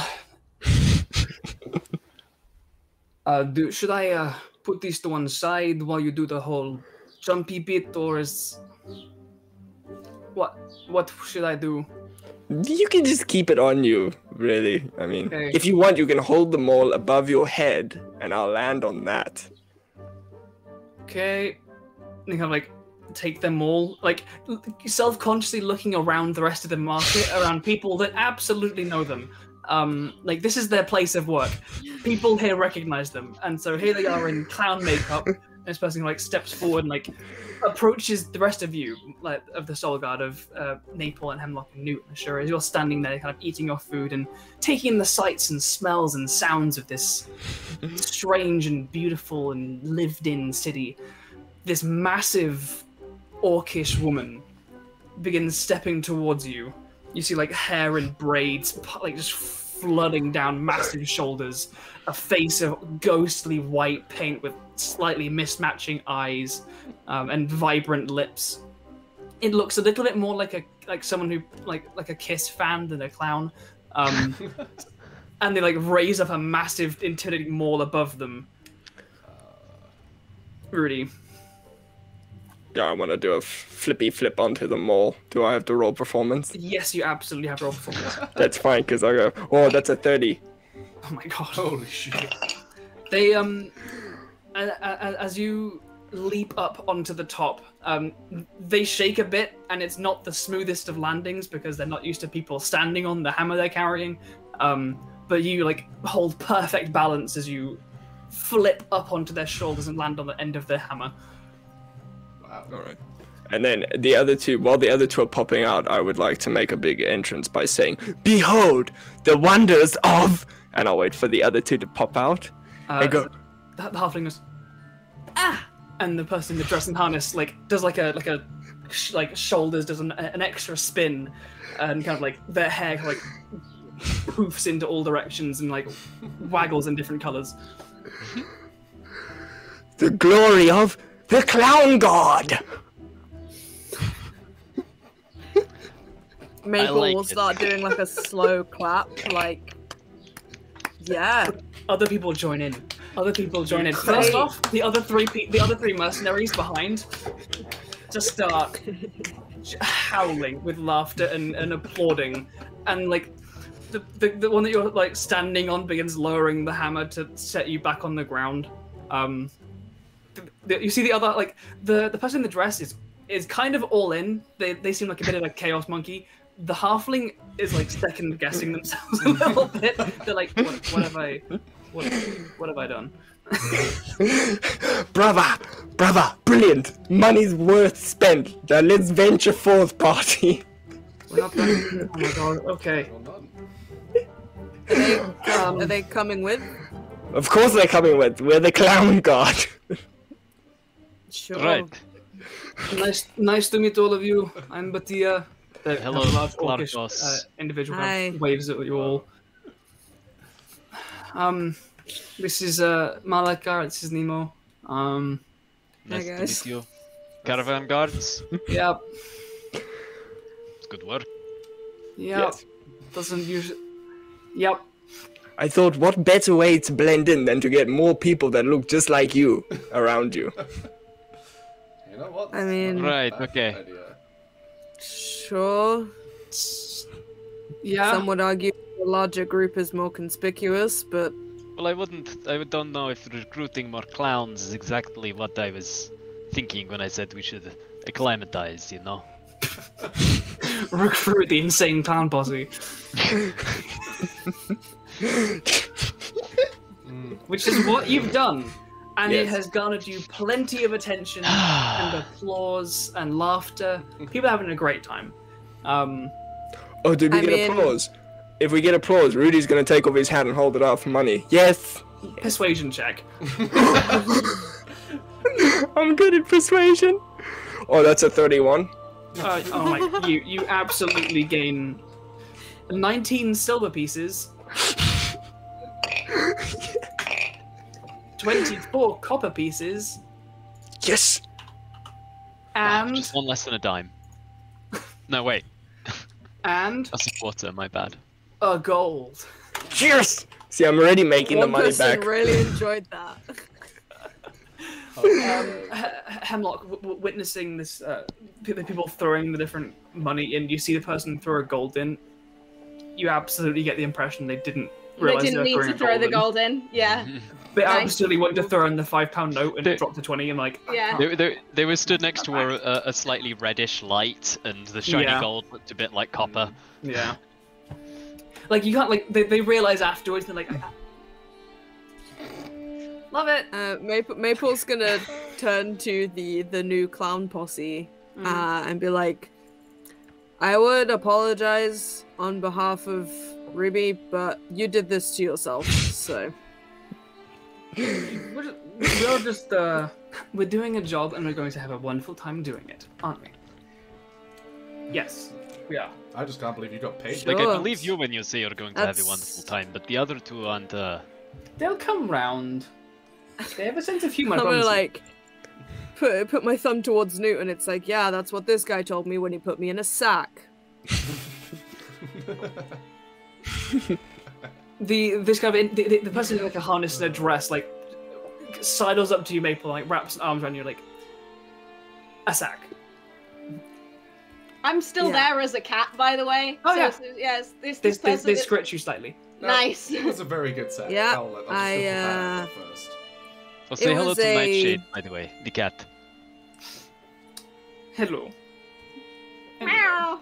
They It feel was, like a give very minimal poor attention to attempt at a disguise. So is this your latest? no. The hired clown posse, not I mean, just for fun. honestly, Well, that If was you all can this believe guy. it, none of the rest of us planned this. So the halfling just sighs. Imagine planning anything. So, what are we doing? Where are we we'll going? get Are there we- eventually, guys. What are we doing? Are we going somewhere? Are we going somewhere dangerous? yeah. Oh, see, what are we doing? We're trying to find the town hall, right? go for Yeah. Yeah, I that. thought we were gonna go like to town hall and report this We are. attempted Yes. zombie attack. You know. But then Like- clowns happened, I guess. Well, you see, I also hired them so that they could be our guides. Of course, they know where the town hall is. They live here. Oh, good call. Isn't that right? Plan. Sure. The one in the harness and dress just kind of leans forward, like, yeah, I No. can lead you to the town hall if you like, to the We castle. want to report something pretty dangerous that we found. Like, no biggie, it's safe for now, but it could be dangerous. We just want to let the right people know. Probably look for some guards. We kind of would like to go a little It's- higher up than guards with this particular instance. Let's maybe go a- to the castle, and Right. you can ask, and I guess you'll see. We don't deal with the guards too much. All of our licenses are up to date, so we kind of Right, of course, yes. I mean, it'd be foolish to not, like, you're running Yeah. a business like that, you got to keep on top of the paperwork. yeah. Yeah, of course. Hence the You whole guys insurance need thing. licenses? Yeah, it's just like a red, like they start walking with you like out of the forum, and they kind of briefly explain like you need like a registration to to one, to be called for business, and also to be legitimate, to know that you deliver on time. Yeah, like it's easy to just kind of be like, big muscles, I'll protect your caravan. Here's the money, run away. Or more importantly, you have some who will take the money, rob the caravan they're there to protect, go to the next town, and to not be seen again for a while. So yeah, I suppose. we have You guys are licenses, just, actually like legit cool mercenaries, I guess.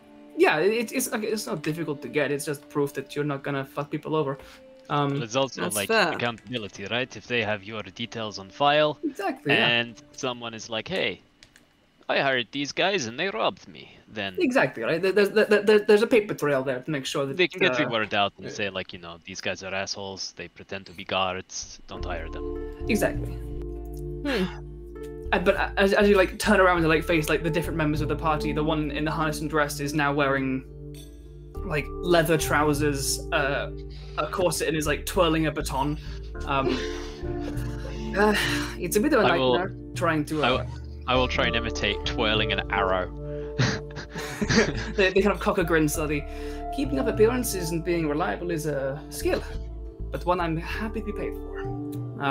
Like nods towards Rudy, and they lead you out of this form and into the narrow cobble streets of the town itself. It's kind of beautiful. There are like smaller stalls and like people who are like offering like freshly like roasted nuts out of carts. The carts don't have wheels. They just seem to be hand carts without wheels that are just like floating a couple feet above the ground. There are more of these like intertwining pathways above where crates and people kind of just overhead.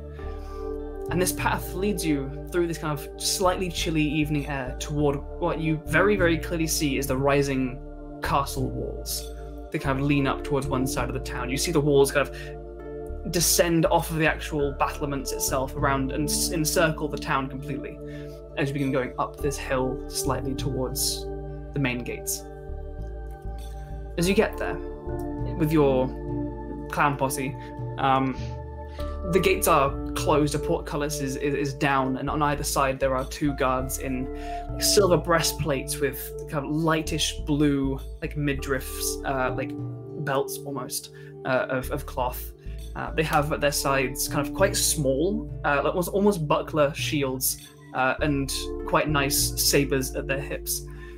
Polearms in their hands currently. Rowan. Just before we kind of get within, or like, you know, before we get up to stop at the gate of the castle, I would like to hop off of Maple's shoulders and see if I can find a quieter back alley to drop my wild shape in. It is easy enough to do. You're moving through kind of like narrow cobble alleyways. It's easy enough to kind of dart into a side bit. Yeah. Is these kind of these alleyways where like there are like small doorways which like have like stairs like 2 steps down into a door, and then they'd be like impressed into the wall. There'd be a tiny little kind of zigzag staircase that goes to like a 2nd-story doorway, nice.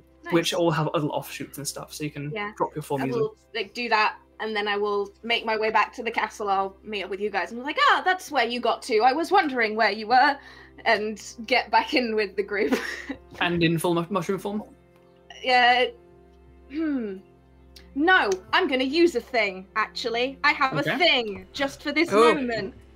Well, after I've dropped my wild shape, I'm going to stay in that little side alley, and I'm going to reach into my bag, and I'm going to pull out that little leather bag of mushrooms that Grebo gave me.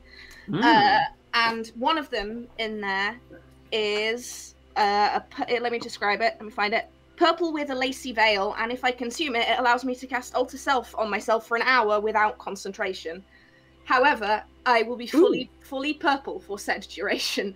So I'm basically turning into, like, very similar to how I look, but drow rather than half-orc. So the tusks go away, the ears turn from half-elf to elven, light purple skin, darker purple hair. You could be half drow, half orc. I could be. That would be pretty sexy. Yeah, I'll do that. I'll get rid of all the mushrooms on me. Half orc. Drow orc. Drow orc. Drork. Yeah, I will get rid of the mushrooms and just kind of get rid of the mushrooms and make it look like myself, but drow rather than regular elf. Sure. And I will wander back onto the party and just be like, I wondered where you'd got to. I got a bit lost in the market, and just look to all of you. Your 3 new companions kind of like look you up and down a little bit. Hi. Yeah. Nice to meet you. Good to see you. This is Malika, Batia, Nemo. Nice to meet you. Alright, I will just give you a heads up. Don't know what your whole deal is. They tend to be able to detect magic and stuff within the castle walls, so just... I'm gonna drop this, unless... I'm gonna drop the whole clown thing, the disguising, just because I can put it back on later. And the one in the dress kind of... With a swish of their fingers, the dress kind of falls back down, that visage of the leather trousers and corset kind of evaporates. Jordan keeps going. I'm just thinking about They would how mistrust basically all even of us are magically disguised. harmless. I'm not. They would distrust even Most just of us, it's harmless only like a little bit, glamour. though. Ashura's kind of like, what do I do? As Ashura's pilot, he'll keep the illusion up for now. And be like, he'll say, I'm sure it'll be fine. We just need to talk to the guards and we can figure it out. It'll be fine. I love the accent. Don't worry. Alrighty. As you guys approach these 4 guards at the gate, 2 of them kind of stand stalwart with their pole arms in hand. 2 of them What's he kind doing here? What? 2 of them take like a step forward and just kind of raise a hand out. Good evening. What is your business at the castle at this hour? This is Ashura. Okay. We'll walk up and be like, hello, we are just some travelers. We do not mean harm, but we have come across a matter of importance relating to Takahashi that we would like to share with an official here, since we believe it is of utmost importance. And I would like to roll a persuasion check. Go ahead and roll a persuasion check. Does Ashura have any fancy things? He's just really He good has at like a persuasion. plus 13 in persuasion or some shit, I'm pretty sure. Yep. That is a 13 plus 13, 26. We do not mean harm. We know we might look a little strange, but we are honestly only trying to let you know to help. We promise. Alright. And it is very important. Truthfully. Come forward, you'll leave your weapons in the gatehouse. Thank you for bringing any of the issues relating to the caster, the current situation, to our awareness. Step forward. Aye, let's go. I will also say... No, it is fine for now. I'll let the higher-ups know. They need to know more. They kind of like, the guard kind of cocks an eyebrow toward you from underneath their helmet. But opens up a side door. It's like dark wood, reinforced with like steel studs all across it. But one of them pulls a set of keys, unlocks the door, and beckons you all into the gatehouse. Where you see they have like a small, like almost like galley archive of like lock boxes and things. Right. So if you come in, you'll be perfectly safe inside. But please disarm. Weapons, spell focuses, spell books, defensive magic items will all be returned to you as you exit. But as you can understand, in the current times, we'll have to be very diligent about this. The second guard follows the last of you in and begins to cast a spell, and immediately like looks up at all of you. Oh shit. Drake, these guys are pretty hot. You're casting Detect Magic, I take it. Yes. Common practice, but it seems that's you fine. have... Yes, we do have a lot of stuff. It's fine. Don't worry. Like I said, we are travelers, adventurers. It's all good. Opens like a big, deep crate. I feel like at this point, guys... You're not wanting to go in and talk? Well, yeah, but I feel like at this point we should just drop the thing. Honesty is best policy. As you say Ashura that will just slightly be like- ambiguous statement, the second Ashura, guard blows a Ashura hand is to like, the the hilt. illusion. Oh, mean I the don't. illusion. Yeah, I mean the illusion, not The a disguise, bomb right? or anything. Like. No. Yes, please do that. Yeah, obviously do that now. Yes. Right, okay. Illusions. And Ashura will drop. As soon as they drop illusions, Rudy's gonna be like, oh, "You 3 wearing disguises? Wait, How dishonest! if we're no longer I disguised, barely it's look not. different, Ruby. Ugh. Chill out. There we go. I feel so betrayed." Wait a minute. So you're. Who the hell are you, and why have you come this far and like immediately kind of like begins lowering the thing as you. We are traveling adventurers. We and genuinely we came across have a danger information. related to Takastor. A danger to here related to Takastor that we need to tell your officials. It is fine. We do not have hostile intentions. We promise. You may cast spell to verify the truth. If you wish, we will not harm your city. Ron? Things that I was just about to say has basically already been said, so I will say that I am going to attempt to keep my altar self up for now. Though. Okay. In this moment, the second guard that came in behind reaches into a pocket and pulls out a small, like, rolled up piece of leather, like flicks it out, and you can catch a glimpse of like a long row of like esoteric items and things all kind of like laid out within this old roll up. And, like grabs one, immediately begins to cast a quick spell, rolls up again. Can I identify that spell? Make an Arcana check. 15. 15. Give me a quick little moment.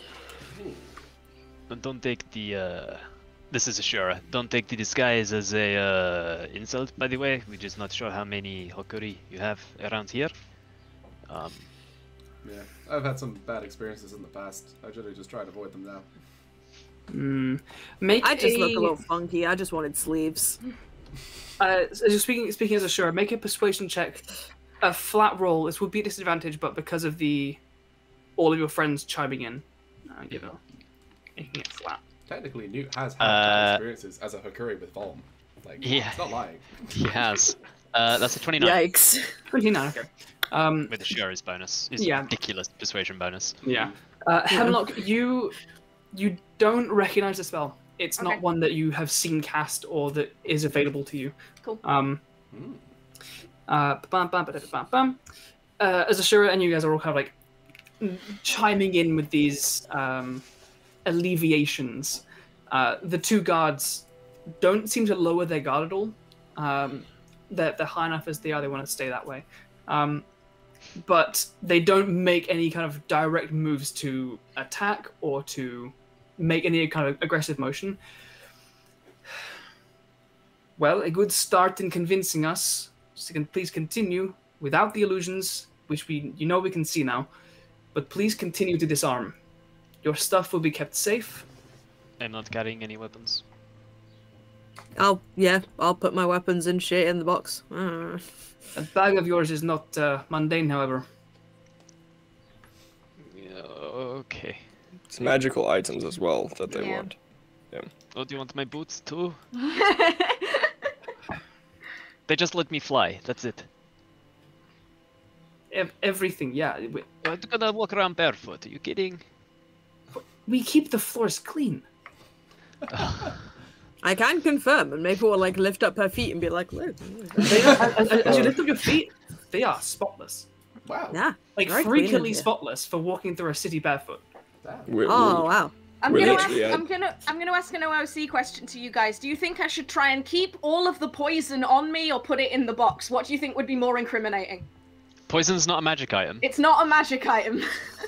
Depends on the poison. I have a lot of none of the poisons in my inventory are listed as magical, apart from maybe the demon one. I would say put it in the box, because if you bring it with you, it feels like you're gonna poison one of their officials. What if we put it in the bag and then put it in the box? Just That's give a it to good them. plan, actually. Should we just store our stuff in the bag and then like hidden? Just the bag. As long as it's in the box and not on your person, so that you can use whatever crazy shit everybody you're gather carrying. around, and I'll hold the bag open. I'll put all my shit in. There is one point where Nute is like, so one of my things is just tattoos. Well, you can't take. Can you take them off? Well, no, but I'm. Okay, well, and. But do I have to go in the box or? No, you're being escorted. Jesus, you already are adventurers. God. Just okay, and like you guys, like there's this mixed, really weird atmosphere of like tension and like, despite the persuasive words of Ashura, you're a group of a lot of people that have rolled up in disguise, told the truth, and we share one brain cell. You've come in like you've told the truth, but you've in disguise been admitted into the gatehouse and have now dropped your disguise, revealing that your visage was not honest from the outset, and so they're on edge. But also, you're a bimbling bunch of idiots, and they don't know quite how to accept this. I have one more question. Can the raven come? It's technically a magic item, but it's just animal messenger. It'll just turn back into a statue in an hour. Well, then you can pick up a small statue in an hour.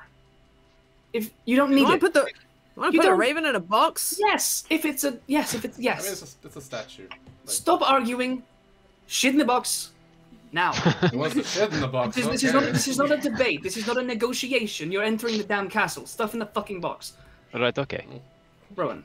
This is a DM question. My spellcasting focus is my staff, which I need to walk with. Oh shit, it's a Gandalf. Gandalf situation. As you're all kind of placing your things in the bag of holding, and Yeah, you like kind of, I'll happily get everything else. Like I've got the Mask of the Starling, the Tome of Clear Thought, the rings. I've got a Wand of the War Mage. I'll take the shield clasp off the top, but the staff is my focus. they see you and they point out as like almost all of the stuff is now in the bag. We can see there is still some transmutation to you. All right, and I will drop Alter Self and reveal who I am. Like, they absolutely like take a step back as you like plume out from this transmutation, and the glowing fungal appearance displays itself, and you are in your full like kind of leaning on the staff, cryptid form. Hi. This is a See weird now why we came in didn't want disguise, to walk right? through town like this. No, I get through walking through town. It's just the getting through the gates bit is the issue where honesty is required. Look, we're not here to judge, just here to maintain safety. So we're holding you here for now.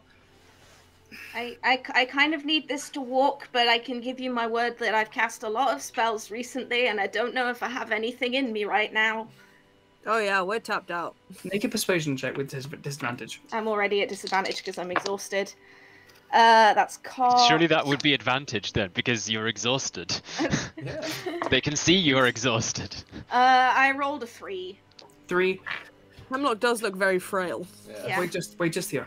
And the kind of the main guard like goes toward the back of the guardhouse and comes back with a mundane staff that is like a walking stick. Hands it to you. Don't worry. All of this is going to go inside your bag.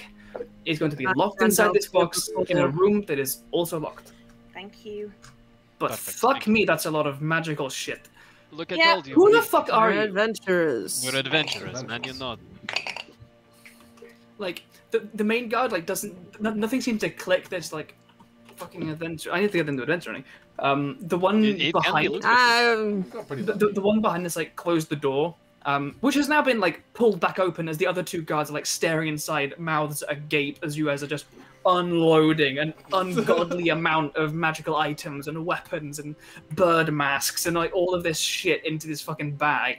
Kind of like leans to one and whispers something, and like one of the guys is like, no.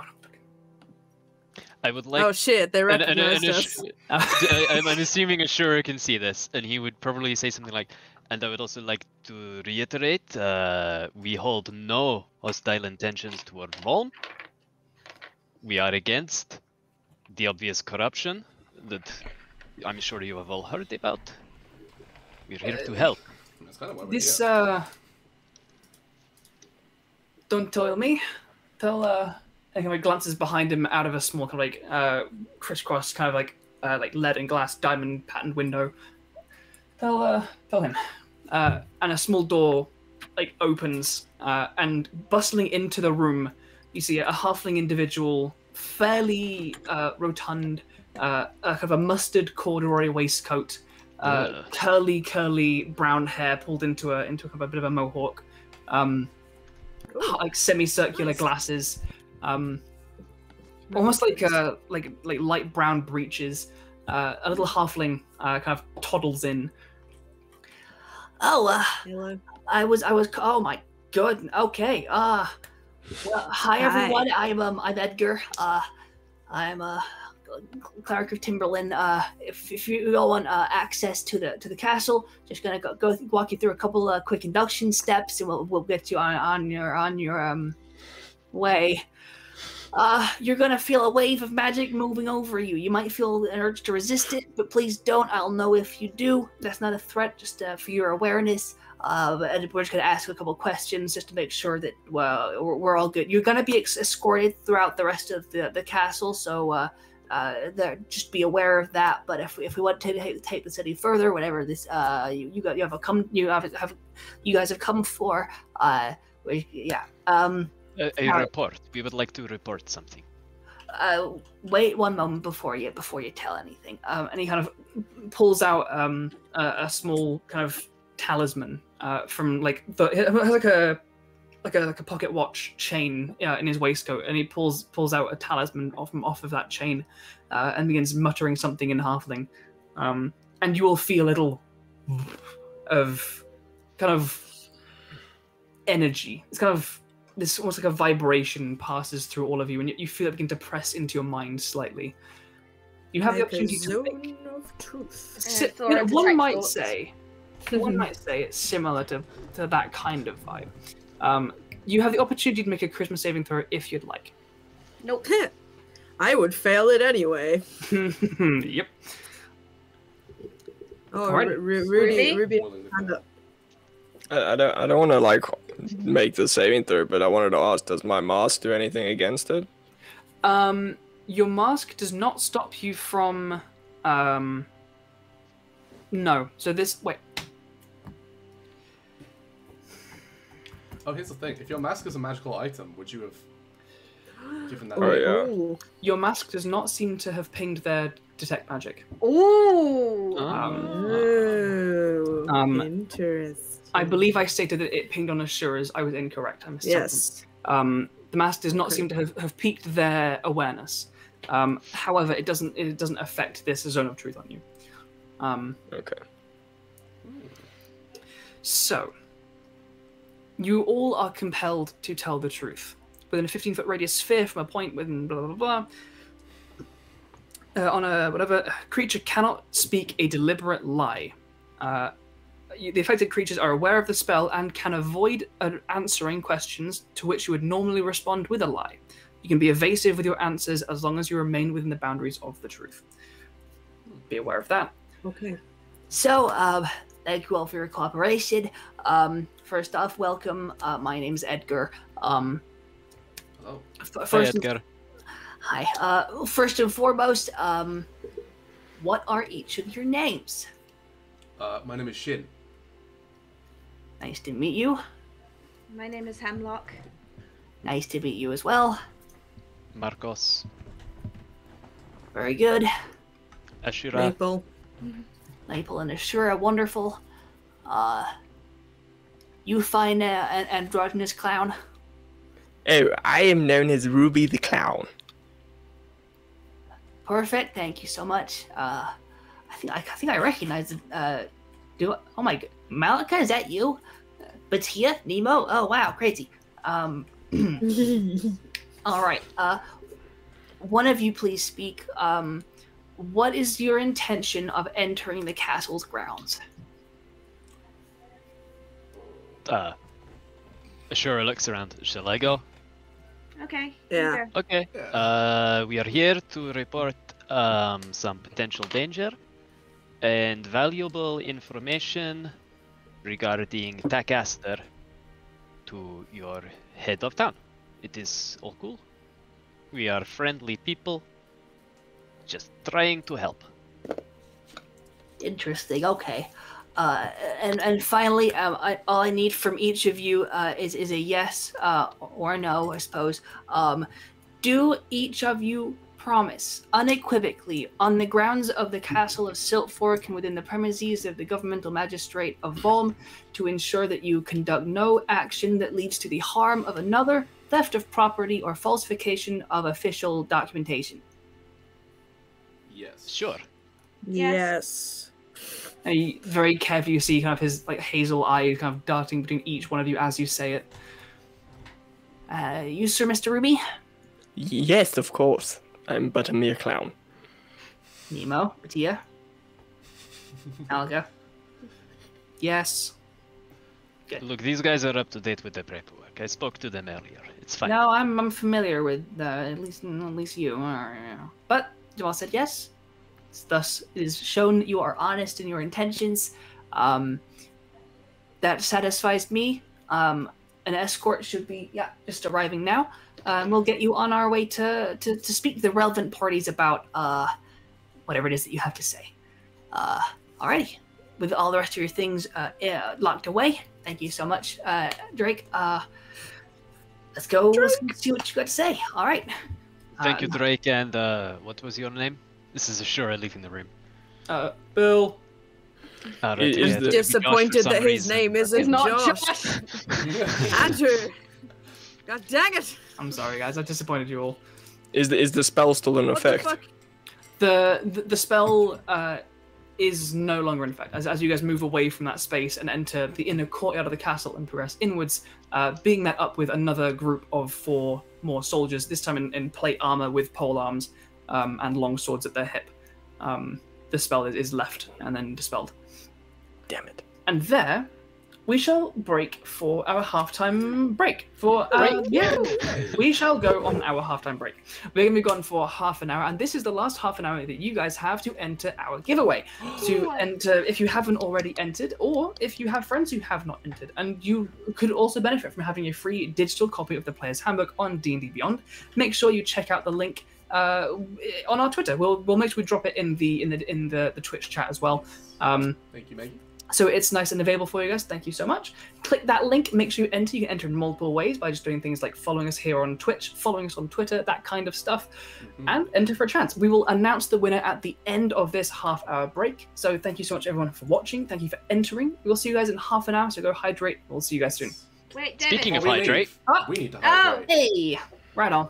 We'll see you guys soon. Bye, everybody. bye everybody.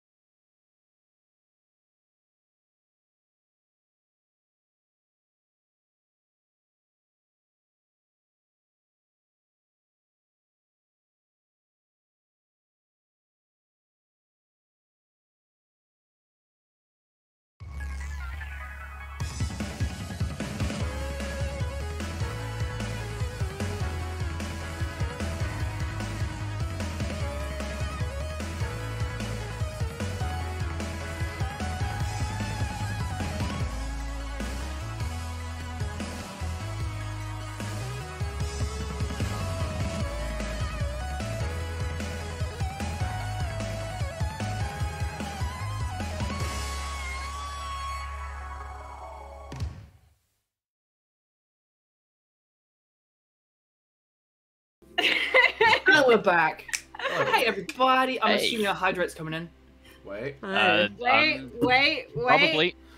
Yep, there it is. Hey. There we go. Alrighty, welcome on back, everybody. Hope you guys had a nice little break. We did. I had a tikka masala with some naan bread.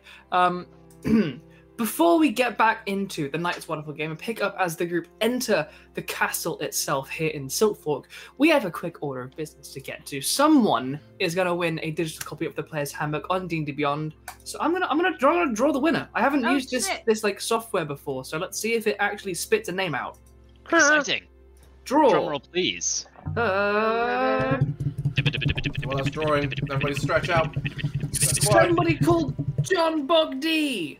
John Bogdy. Vancouver has From won the Player's Vancouver. Handbook on D&D Beyond. Congratulations so much. We have a Gmail and some numbers about who that might be. It's not on. I don't have like a Twitch name, so we will get you a code for the Player's Handbook. So congratulations to John Bogdy from Vancouver. Hell yeah. Congrats, buddy. Perfect. Alrighty. I like this software. I think we'll keep doing giveaways like that. That's cool. I'll keep that up for later on. With that, let's dive ourselves back in to you, the Soulguard, and Ruby, and your new friend. Speaking of, The Clown Guard. The Clown Guard. the Clown Guard. The clown. As you were exiting the gatehouse, the Ruby, The gay house. The gay house. yes. When were we in a gay house? When were you? We're when were you always leaving? in a gay house. How did we miss that adventure? The Is it out of the house, like even As- more out of the closet than normal? Yeah. So out the closet, I left the house. As you were like entering the, as you were like in the gatehouse, about to leave and follow this this halfling, Malika, the individual in a dress, who in the conversations and as you guys have been chatting as you walk through the city, while they are wearing a dress and harness, Malika goes by he, him, they are masked, and he like kind of grabs you by the shoulder slightly, Ruby. Do you like still want us to come with you? Like you're doing reporting to captains of the guard and stuff about like political dangers. And do you? We can wait outside if you like want to keep us on higher or. What are you talking about? We are the Clown Guard. We stick together. Now, enough of this mucking about. We've got business to do. Okay. And Malika and Batia and Nemo all kind of fall in line behind you. Malika no longer in their clown getup at all, as it was a disguised self that was conjuring that look. But they follow in line, and you guys are led by 4 more guards in heavy plate armor with polar halberds in hand, as well as this corduroy waistcoat-wearing halfling cleric, who leads you through the large, like across this beautiful courtyard. There's like beautiful like flower beds kind of surrounding the outer cloisters. You can see you have entryways that lead up to the main walls and lead off to other parts of the castle. But this halfling kind of leads you straight down the middle, straight through this kind of the center of this courtyard and up to a large set of wooden doors that are opened as you approach. And you see how what would have been a large castle atrium breaks up into a stranger kind of space.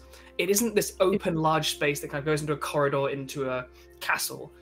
It seems to have been fully retrofit into a governmental building.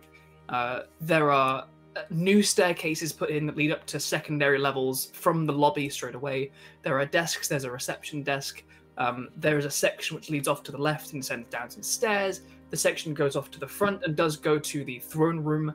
But you can see, even as you come in through the front door, that has seating on either side, a big kind of seating area in the front, and then a number of chairs up at the kind of the main where the throne would be. It's not super busy. It's getting late, and so it seems most of the clerks and stuff have either gone home or wrapping things up elsewhere. But you are led to the left. You pass like beautiful stained glass windows, braziers burning with slightly like flickering orange and red flames, which occasionally like flicker toward green at the tip. And you are led down a set of stairs, and you are taken straight to what looks to be a very large holding cell. They open the door for you. If you kindly wait in here, I forgive the setting for this, but given your origin and the subject matter of the conversations, obviously a degree of discretion is going to be pretty important. So if, please just step inside, and we'll get the appropriate individuals down here to converse with you about what you have to say. Please and thank you. To be held in a cell like prisoners? Yes. But like, not as, so, the simile helps. So will we be locked in? No.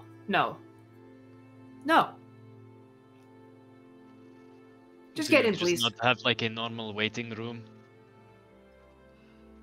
Could you just please step inside? Okay. Do all of you file in? The door is closed. It is not locked. As Edgar turns to leave, and as the rest of the guards post up outside the door to this large cell. Discussions in meeting rooms are far more predictable things to be watched than discussions in cells. I thank you for cooperating. I'll be right back. And he kind of turns and kind of toddles up with his little halfling legs up the spiral staircase that ascends out of this first layer of the dungeons. A few minutes pass. 5, 10. While we're in this cell, did we, when we gave up our stuff at the entrance hall, did we give up everything, or did they just want us to give up the magical things? They wanted magical things and weapons. Magical things and weapons.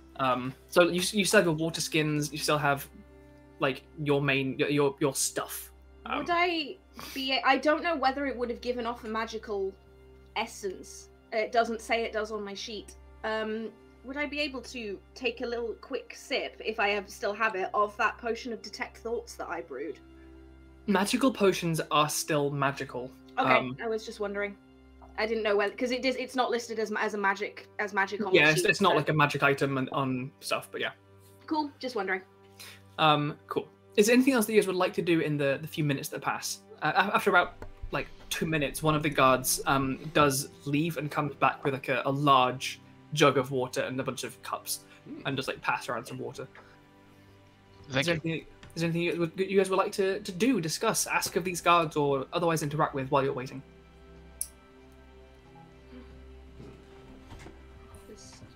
All right. I think maybe we'll just make brief conversation with the guards. Being so, what have you heard of, sort of, anything that might have come from cities like Takahashi? Of course, if you don't mind me asking in the first place. I'm afraid at this time it's kind of a sensitive subject. I'm not entirely certain what I would be allowed to say to you at this time. Just hang tight. How about a more vague question then? What's the general feeling? Make a persuasion check with advantage. As you and Nute approach this, as assisting each other in this manner. That would be a 17. Ooh. 17? It kind of glances towards between the two of you and then the rest of your troop. This individual, you can see how it has this helmet which covers the top half of the face. They've got kind of a scratchy chin beard. The feeling's pretty weird. We've always had big walls here since before this place was called Siltfork, but I don't know that we've ever had a full shutdown of the walls. So people are uneasy. Most common folk don't necessarily know about. I mean, to be honest, we don't necessarily know about who we can trust and who we cannot. We just know that things are kind of dicey. And that's all I know. Well, rest assured, friend, we have a common enemy. We're not here to hurt you. I trust that you've handed across all the weapons and you're in a cell, so I appreciate that. To at least that end. I guess just one other thing. What's the general feeling towards, like with regards to Adigan? Because that's been a bit all over the place from what I can tell. That most people, I think, are trying not to think about it. Lost folks. Yeah, it's difficult to figure out what you really think when you don't know if any of the information that was originally given to you was true, I imagine. Yeah. But here, I'm a servant of the Councillor. I shall operate professionally and not allow my personal feelings to get in the way of my duties, of course. Do your job. So I think... May I ask... Sorry, one small thing as well. Councillor Vlaine, right? Yes, correct. What of them? What are they like? I'm sure you'll have the chance to make up your own mind very shortly. Right, okay. And it seems they're correct. As after about 5 or 10 minutes or so, more footsteps descend down the stone steps towards you. And led by Edgar, this halfling cleric, almost floating down the stairs, you see an elven figure. Sheets of dead straight, fiery copper hair descend down to like the mid-chest, the ends of which kind of hover and just drift slightly. Hanging from their shoulders in just the most just like a waterfall of like dark blue and silver and purple fabric. This beautiful just set of robes cascades down them and floats about an inch above the floor as they step down with whatever shoes they're wearing. They're very click-clackety on the stone. You see like a glimmering, even in the relatively low light of this dungeon, lit by kind of similar kind of lightish blue magical lights that kind of hover in small settings. They're a necklace of like thick gold set with large kind of like pale gems, just glimmers and emits almost a rainbow of fragments of light that isn't being shone through them. It emits its own kind of like fractal display.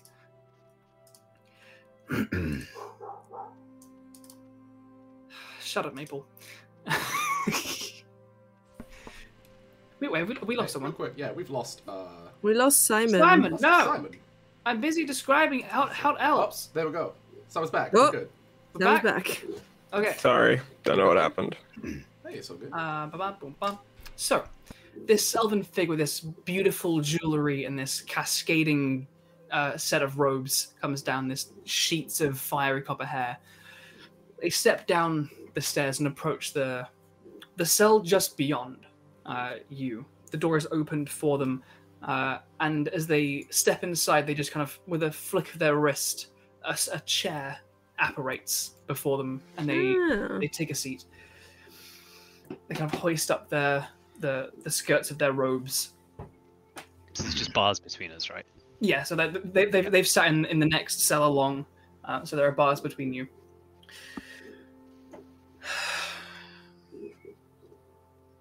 Edgar. Yes, of course. Markos would stand as they entered, by the way. I assume we're all Respect. stood anyway.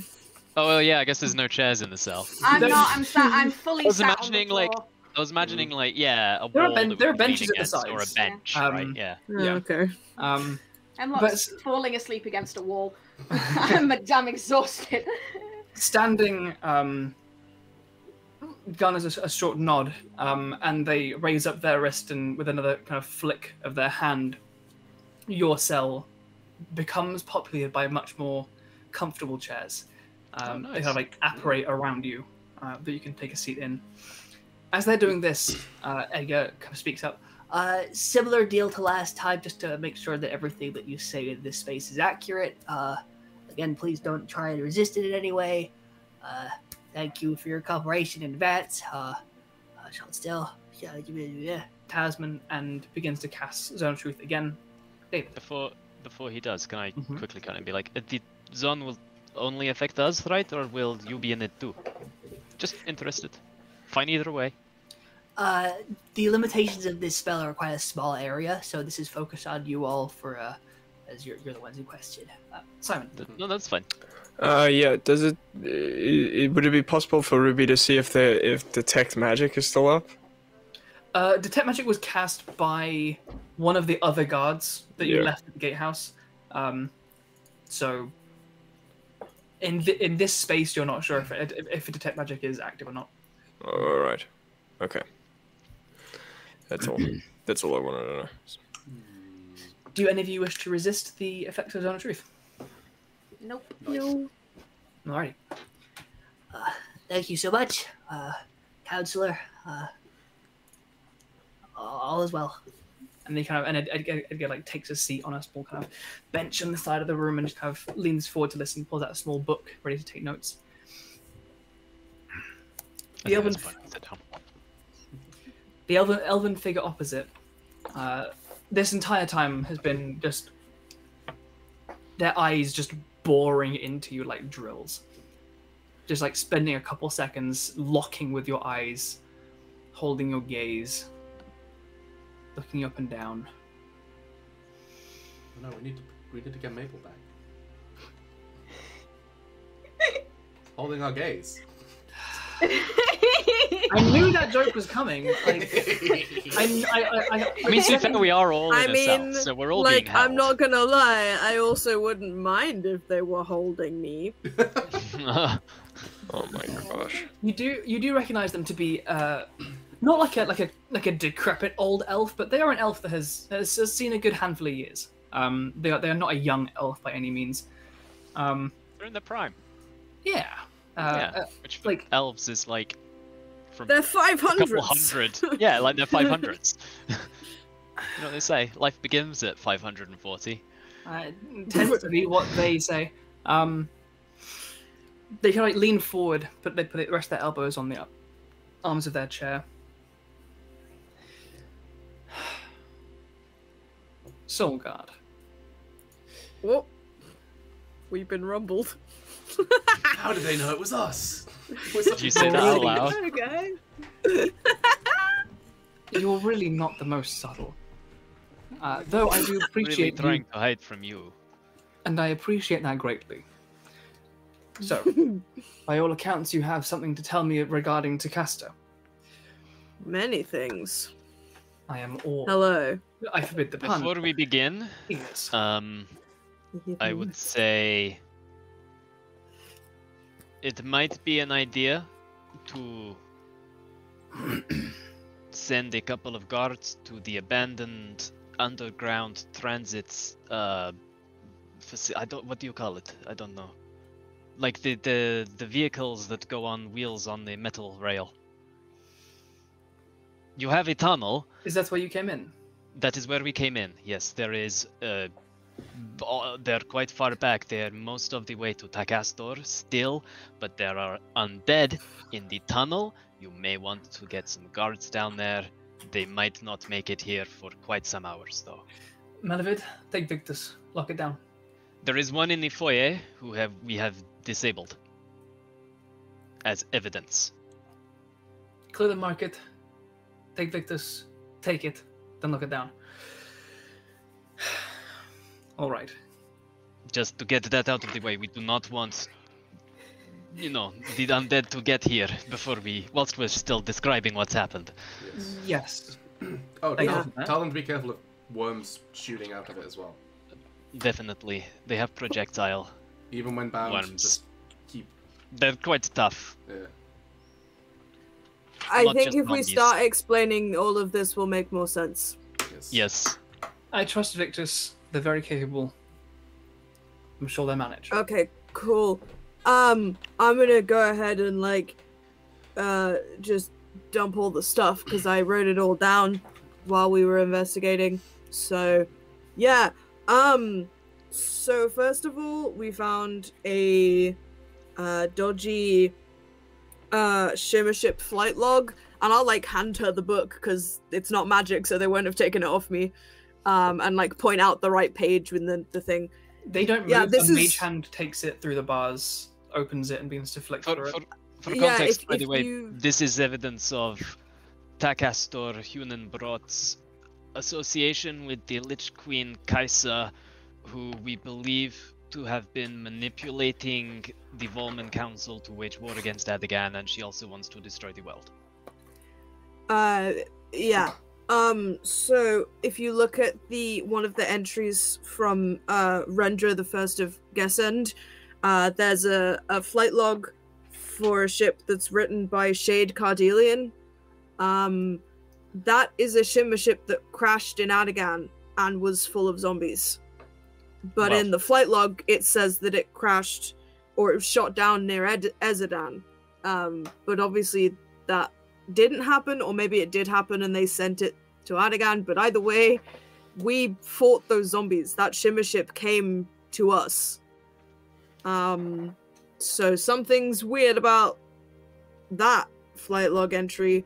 But also the main thing is we checked out, the rails. Vaguely. That was a project that got abandoned by Vol, right? It was. Takastor hasn't abandoned it. They've been working on it, and we kind of hijacked it. They filled the carrier, the big vehicle, full of more of those zombies. That's what's in that tunnel right now. Estimated about 200, I think. Yeah, and we also, myself and Hemlock, we looked through a bunch of the workshops there, and it looks like, from what we saw, that they're probably making the zombies in the underground rail workshops. One of the engineers, we were able to find out that they don't know what they're transporting. They just know that they need to get the train up and running again. And it was coming here to your abandoned train station. That's where they were planning to send it, and I assume you weren't expecting that. The vehicle was mostly destroyed in the tunnels a few miles out from here. We did our best to slow down. Along with this large delivery. It is most likely that the large delivery is mostly intact in the tunnels. The reason why we had to detach the train carts is because when we were making our departure, we were chased down by a lieutenant of Queen Kaisa, who was an undead pit fiend. As you say all this stuff, Edgar is scratching fiendishly into this journal. Tathon is just still looking at the pages of this journal, the logbook that you handed their way. Yeah. And as you're saying all this stuff, it's staring Edgar straight in the eyes. Can I make an insight check on Tathon, please? Go ahead, yeah. I want to see specifically if they are surprised by what we are hearing, or if this sounds like, if they are acting as if, this is something they already know. That's a fucking good roll. That is a 22. 22. As you focus on the councillor's actions, there is a lot of surprise. Mm-hmm. They seem to be turning to Edgar, the caster of this truth-telling spell, that is preventing you from saying a single word of a lie. And as you say all these utterly preposterous things, of manufacturing zombies, reviving the railway, sending a delivery of 200 zombies underground underneath their town, fighting off a pit fiend, all of these things, Tathon is literally, their face is just, what? How the fuck are they telling the truth right now? Would I be able to make a similar check on Edgar? You may. Not as high, 14. 14. Edgar is mostly just speed scribing. Okay. You get the impression as you're watching his little halfling hands go, he seems to be not just notating, he is transcribing this. Word for word, he is taking out every single thing that you say. Okay. His attention is mostly just focused on that, and then occasionally he looks up and meets Tathon's gaze, and is gives a slight nod. I would like. Oh, we've lost Simon. Simon. We have lost Simon. We need Simon. I also just one last thing about the workshop in Takahashi.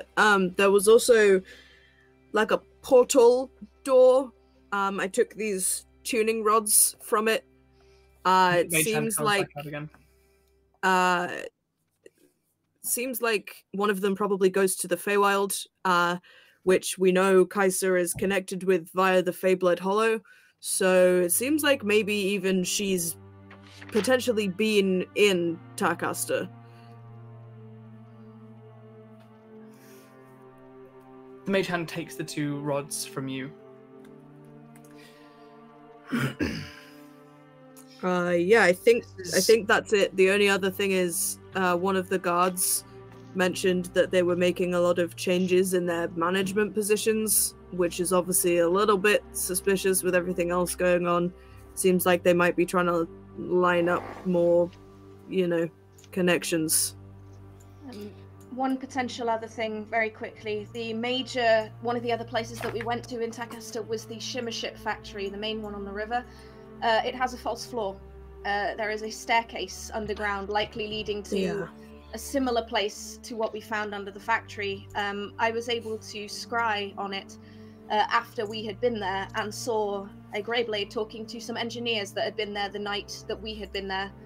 They mentioned something about being sorry for a mistake that they had made, and then that Greyblade killed them. All 4 of them, instantly. The second that you say the term Greyblade, their expression, their shoulders drop. Mm-hmm. David. I would like to note as well the encounter with the Shimmer Ship that entered Adigan's borders is currently not being treated as an act of aggression from Volm. We have been aware of Kaisa for some time. We're working on it. Now we know that she has her hooks in over here. We believe that to have been a weapons test by another of her lieutenants, who we believe he is a fiend of some sort, who we believe is the one who originally engineered this form of undead. We defeated him there. This may have been a larger scale weapons test on this side of the border instead. As you kind of come to the conclusion of this report of Greyblades and deaths in Takahashi, the manufacturing these weapons tests with these undead, Tathon, who descended these stairs with the air of someone, the kind of person to have slightly floating hair and a necklace that sparkles on its own and robes that hover off the floor. All the pomp and circumstance. All of the pomp, stunning, utterly stunning. They still look stunning, but now they are deflated, and there is this just aura of enormous weight on their shoulders.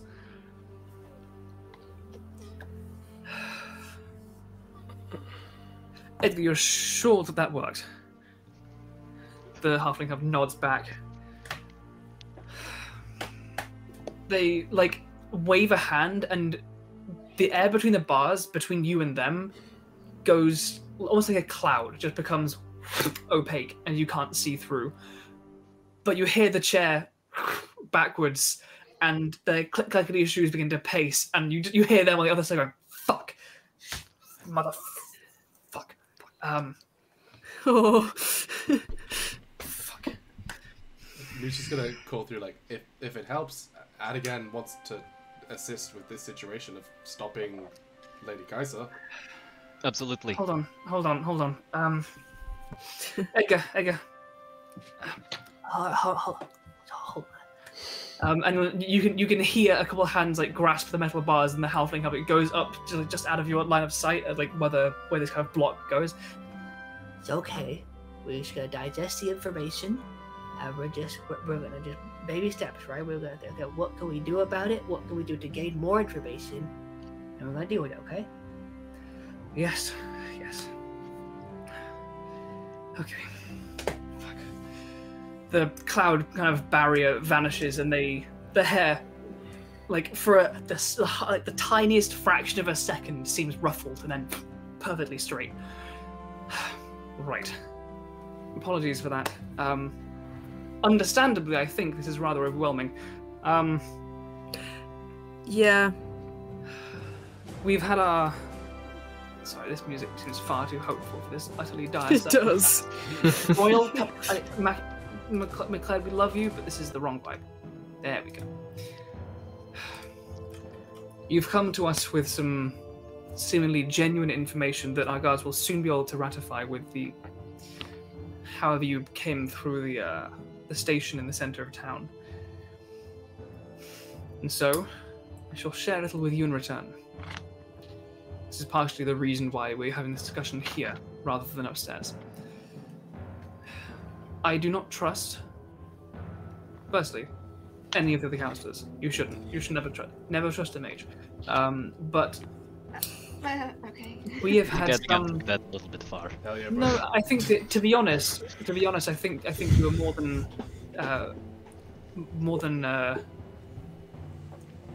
validated in the suspicions. Fuck.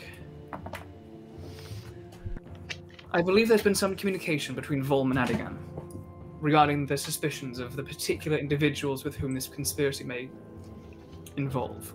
Correct. Mm-hmm. And it seems that this wraps a bow rather neatly around it. The present, you're certain you saw Greyblades? 100%. Well, 100%. we did, but also that flight log is signed by a Greyblade. Mm-hmm. Shade Cardelian is a Greyblade. There were Greyblades down in the station below Takastor. There were Greyblades at the Shimmer Ship factory, and there was a Greyblade who may or may not have been Shade Cardelian that killed 4 engineers that I saw. They are definitely involved. And this was in Takashi. I assume they were warforged. Yes. Yes. Yeah, one and brass golem, several the warforged. golems. Yeah. Did you see anyone else? Some engineers, but they seem to have minimal information on what they were doing. They were just doing their jobs No. and Residents. Residents. oh. Did you see anyone that was not a guard, a Greyblade, or a warforged, or an engineer that seemed to have some hands on this specific set of actions? Question for I the don't DM.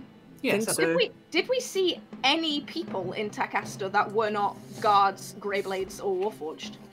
No. I will pass that on. No, we did not. We didn't see any Oh, people boy. anywhere. We walked through the town once, managing to get past a guard blockade, saying that we were picking up something from a blacksmith, but every building was locked down. There were no people on the streets. We did not enter in the residential area, though. No, but there was nobody. Like, all the shops were shut. You didn't even see people transporting things from their shop to their home. Everything was closed. The only people there were warforged and guards. Those are the only ones on the streets. I've We just had didn't a see any horrid realization. civilians. Do you know the shimmer ship that landed Yeah. and the train that was filled? They said They were all wearing civilian clothing. and the flight log said that they were sending. What did they recruits? It said that it was With a package. Recruits with a package in plain clothes. clothes. So they were recruits to the army, I guess. So not even necessarily soldiers. They were new recruits. Or they were just civilians who were... They Yeah, didn't they- want to, like, Well, expose yeah. that. Forcibly recruited. Yeah. The presence of Fuck. Greyblades. We've had our suspicions about Reverend Thala in Doloran. The Greyblades are ruthless, incredibly efficient and effective, but they are loyal to Lashil. Bastards. Lashil is The High Councillor one of Doloran. the four that we have under suspicion. One of the three. There were three names. Yeah, the anvil. The three that we've been yes, aware of three. are Takasta, Doloran, and Port Balanray.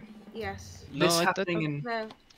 No, I have in my notes from when we get back to Adagan after being in the plane of Earth. Yeah. Volm ceased campaign. 4 Volman councillors seem to have orchestrated a war for their own benefit. I only have 3. I only have 3. It was Oh, always 3. My bad then. That's I must have miswrote that. To be fair, I only have three names listed on the next page, so I just assumed I was a bit note-taking, but I guess I am, just in the other way.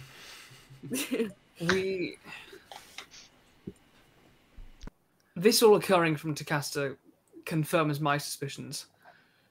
Greyblades being present, to me, ratifies at least in some capacity Doloran's involvement.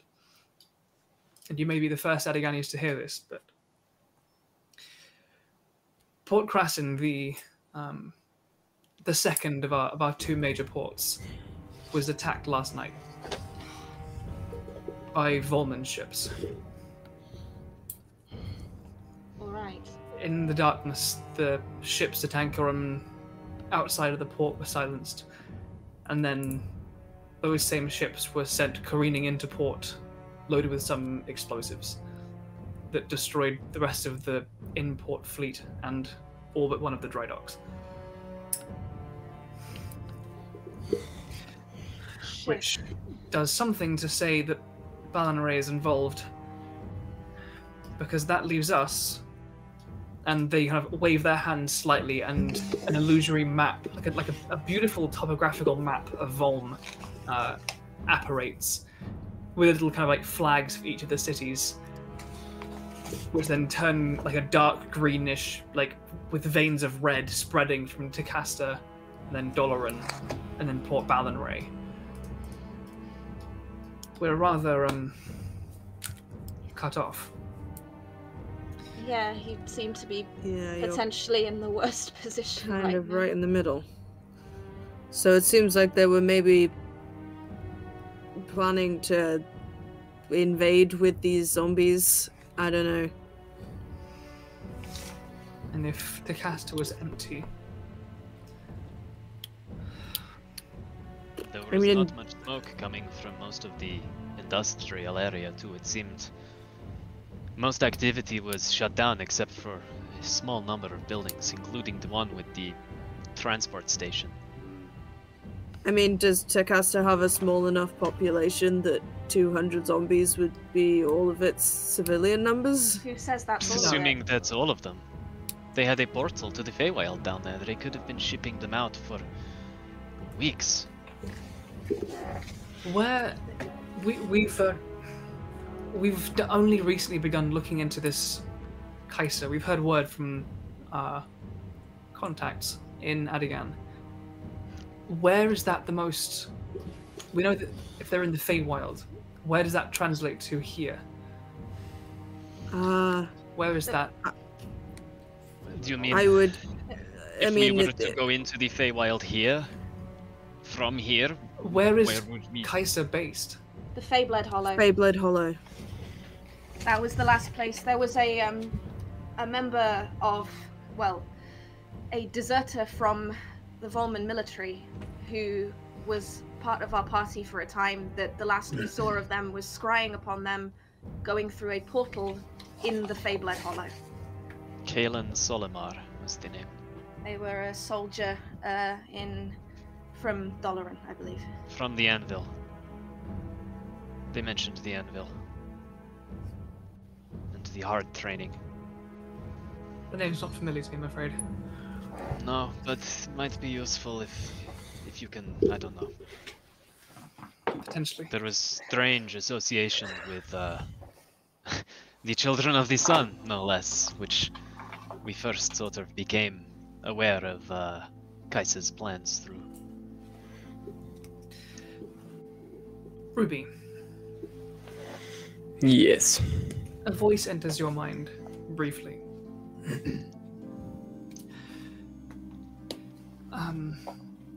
Things should be in order. Go to stay where they bid you. Find the barmaid with the shortest hair. Tell them the ringmaster is pleased, and we'll be in contact soon. Alright, I'll just put my hand over my right eye again, and I'll just leave it. Yeah. Right. Little is going to be done in the next hour that should be done in the next 10. And in the, you look like shit. Yeah, like we feel like shit. I mean, I personally think Well, it's fine. We fought a pit fiend, an undead pit fiend, whilst on top of a vehicle hurtling along at God knows what speed. You visibly are right now the Soulguard. You are visibly Adiyani, and I shall not permit you to continue traveling throughout this city without escort. I trust you. This divine window gazes upon you and sees truth in your hearts, and I am satisfied. Though, the escort I send with you is more of a display of diligence, as I'm sure you can understand. Mm-hmm. While many of the common folk are aware of some deception, many, myself included, have lost friends to Adian. And the motivation of that conflict being deception does little to soothe any heartache. Wounds from long wars heal slowly. We feel the same on our side. But we know that a peace is possible, and we have common reason to be working together, so... The people of Siltfork are strong. We will accept. And they are smart. Whatever. Not many of Siltfork are fighters. And so when many of our caravans sending supplies to the front line were slain from your scout forces in the southern woods, you're right. Those wounds will take time to heal. Understanding may be difficult to come by. So, disguises. I'm still not certain how you fit into this. She glancing towards the three Siltforkian mercenaries, just been sitting silently this whole time. They were just kind of employed by the clown. Yes, we should mention we met the clown at the Takahashi store. He was searching for a friend of his, who unfortunately is the one zombified in the foyer and restrained, so that you can see them. Yes, so if you could please be careful with Fred. I mean, I know he's undead, but still my friend. Yes. He's in like a little tiny room with like a glass. I don't know what it is. It's like a tiny little glass room, and he's in that. Yeah. And if I could please get my juggling balls back. Ruby, just to remind you, are still under the... Just for a reminding awareness, you are still within this zone of truth. And so nothing that you say can be knowingly a lie. Oh yeah, that's right. Okay, never mind. I take back what I said. Not your juggling balls. They're not my juggling balls. Stole the juggling balls. They were Fred's juggling balls all I completely forgot about that zone of truth. It was a while ago. No, it was a while ago. How do you respond?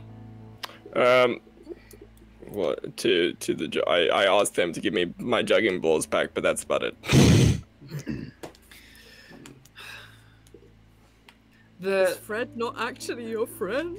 Tathon kind of leans in slightly when they say that they found you in Takasta. Their eyes narrow. They're kind of thick, kind of gingery eyebrows knit slightly.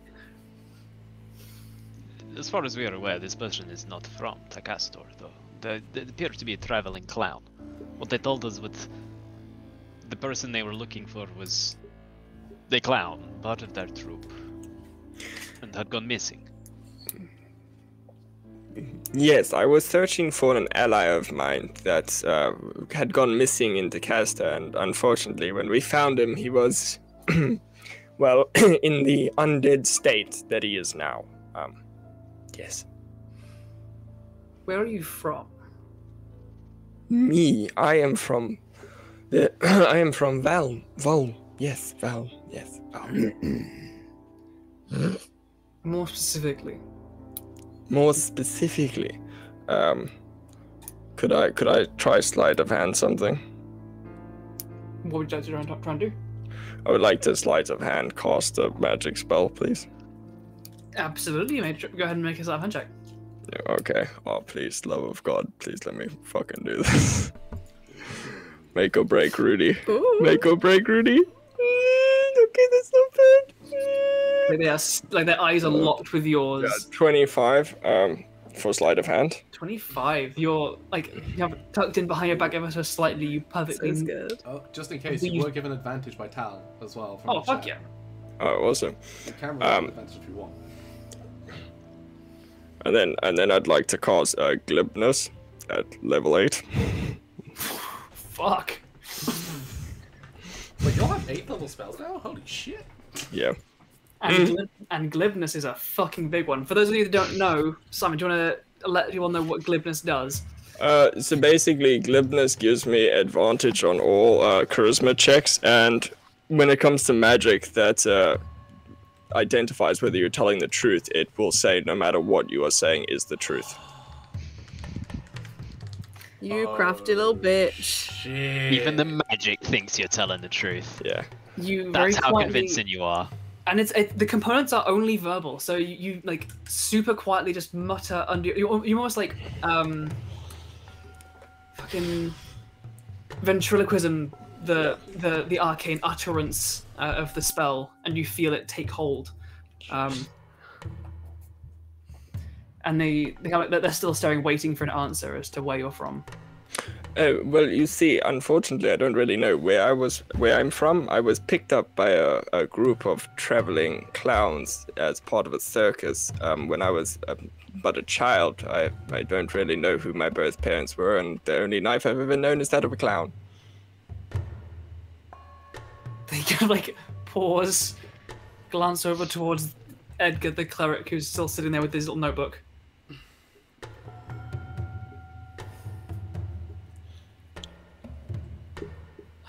A strange thread of fate has led you into this web. Yes, you're telling me. By the way, that undead person who you've captured, his name is Fred, and he's my friend. Be careful.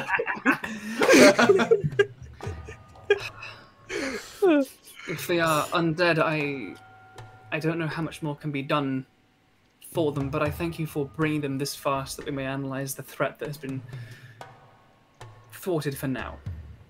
Ah, yes. Well, My knowledge of the various forms of undeath are not comprehensive, but 200 of anything like that sounds like a threat, and if it's as robust as you say... They're They're a quite beefy. they're a little tougher than normal zombies.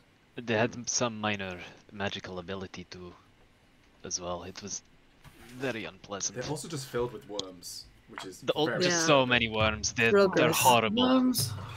Just so many Oh. worms. Of course it's worms. Alright. She's literally just a big worm in a That's- dress. And That's the lieutenant we told you about of Kaisa, the fiend. I forget what he was. It was some sort of loth. Yugoloth. A Yugoloth, right? That's the one. He made the worms or something. possibly. It's not pleasant. Another point worth mentioning, just in case you're unaware. Do you remember a while back there was mention from Adigan about a threat of creatures known as mind flayers? There is Yes. very high possibility that one of the remaining mind flayers is currently working with Oh, it's Kaisa. not a high possibility. It's a certainty. I mean, we haven't I- studied Yeah. it for certain, you know. I kind of know. And it's not one of, it is the one remaining. The last. Tathlon's eyes narrow as like the second it seems the second any of you say anything that is like a definitive thing that establish the circumstances as to why it's certain. Their eyes like narrow and they lock onto you. Yeah. They look onto yours, Hemlock. Mm-hmm. How do you know for certainty that this mind flayer is involved? I made a potion that let me speak to a dead mind flayer. I was trying to speak to somebody else, but I spoke to this dead mind flayer, and I asked, "Is this one remaining mind flayer in league with Lady Kaiser?" And he said yes. Wonderful. There's another one of those potions in my bag. It's back in the Alien esoteric alchemy. yeah. Alchemy. Alchemy. My favorite potion. Alchemic. Gimmicky. Fucking hell. That's my favorite Alchemy. kind of potion making. Is alchemic. Alchemy is Disney Plus's new channel teaching you how to make potions. Alchemy. Would you like best player? I watched that. Alchemy. If you want to have a look though, be careful. There's a lot of potions in there, and I don't know what all of them do. We'll probably just leave this alone. Okay. Yeah, Hemlock mixes a lot of weird shit. From the sounds of it, Makes you're an all amazing tea, though. incredibly capable, incredibly dangerous, and frankly, Incredibly on the Quiet. side of justice and good. also that.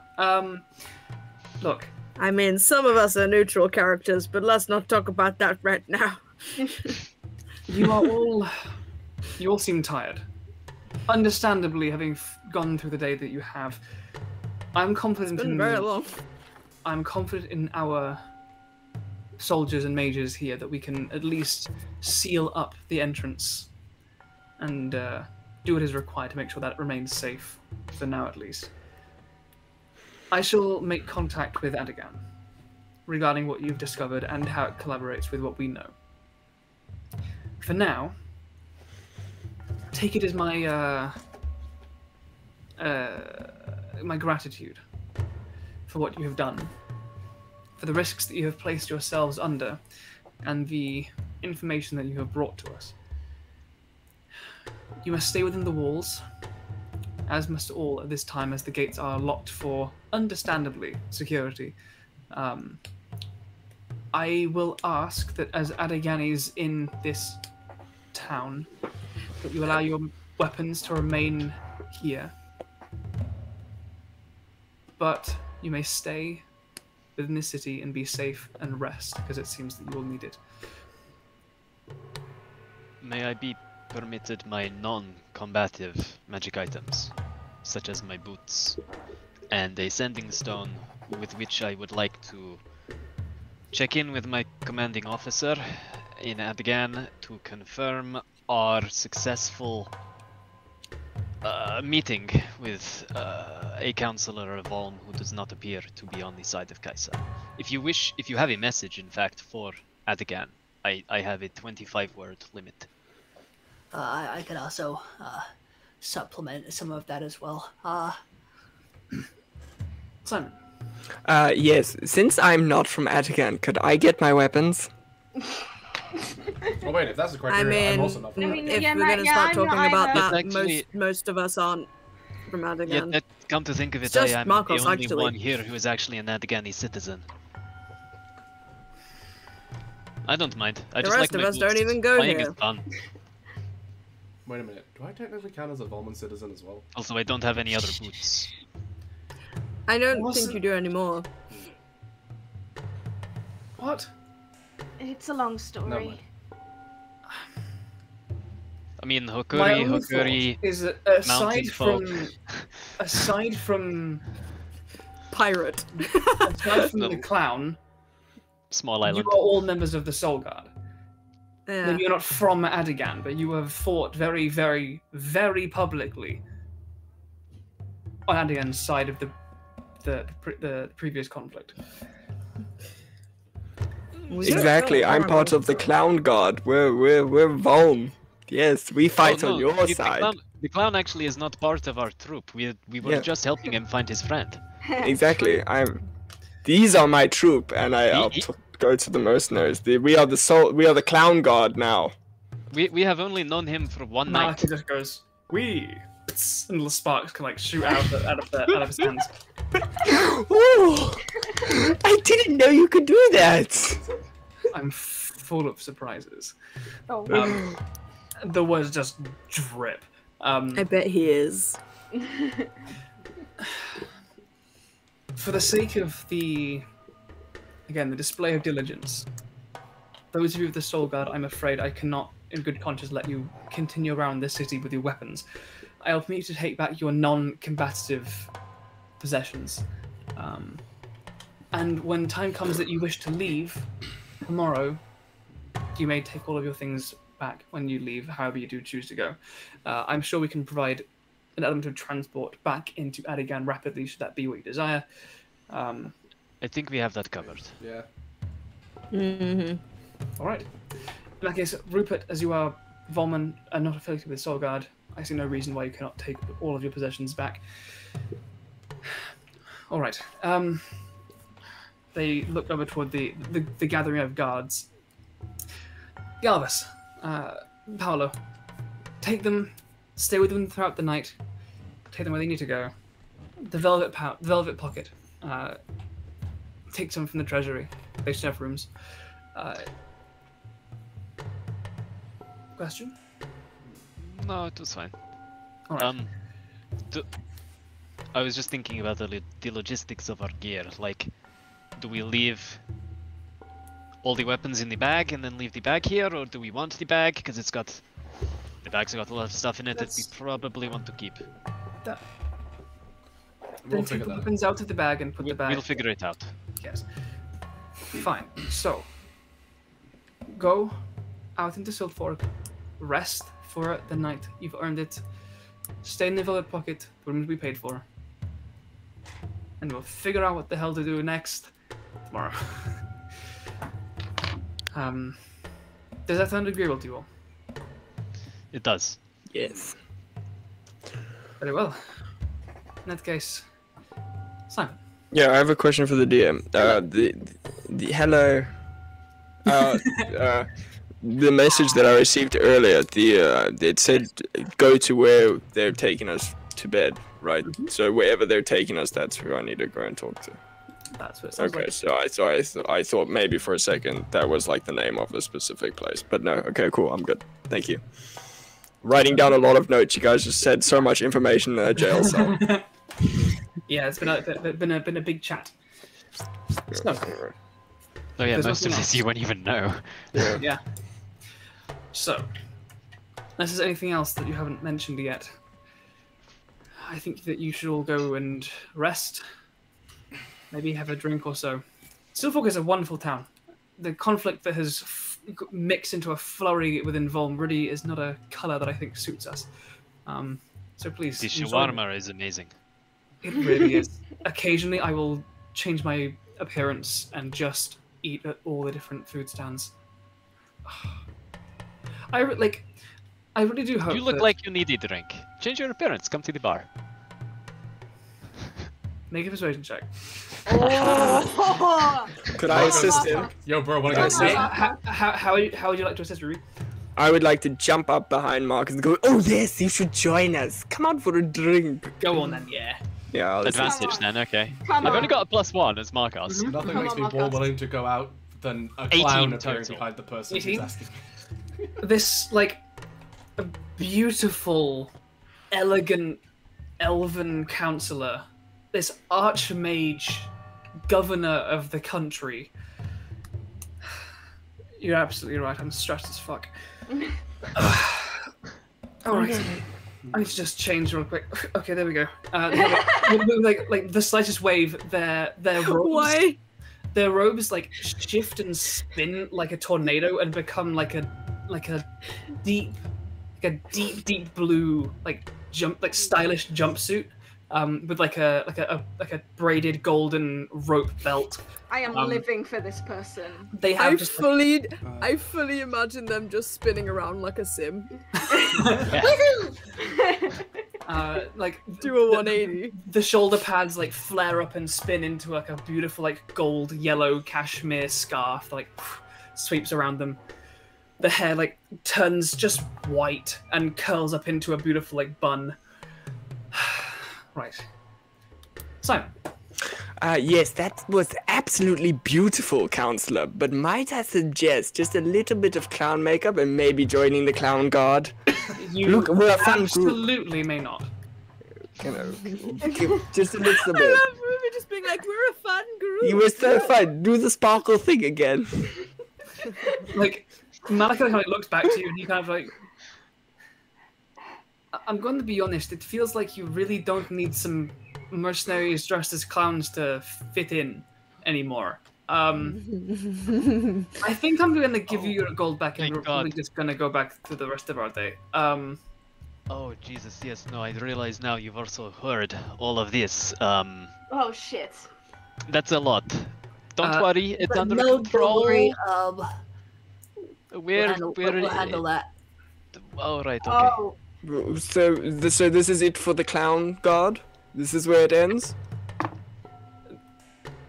Malika kind of I think so, honey. lowers his head, looks you straight in the eye through a mask, takes a step closer toward you, and then takes another step, lifts the chin of your mask and goes in for a kiss. Oh. Do you accept it or do you pull away? What, is he actually lifting my mask Yeah, up? he's lifting the mask up to no, not off, but like up enough. Are you Up enough. Just up to here. Like a little Yeah, spider. okay. Spider-Man. Yeah, okay, Spider-Man. I'll go for it. He kind of lingers, then pulls away and lowers the mask again. It's never truly the end. Okay. Rupert immediately, and then hunches into fetal position, goes, "Oh my god! It's such a heartbreaking moment, but this kiss shall stay with me forever. May it linger on eternally." The massive orc lady that is in like the worst clown makeup ever, that is like their friend, just has their face and hands like, for fuck's sake. Again.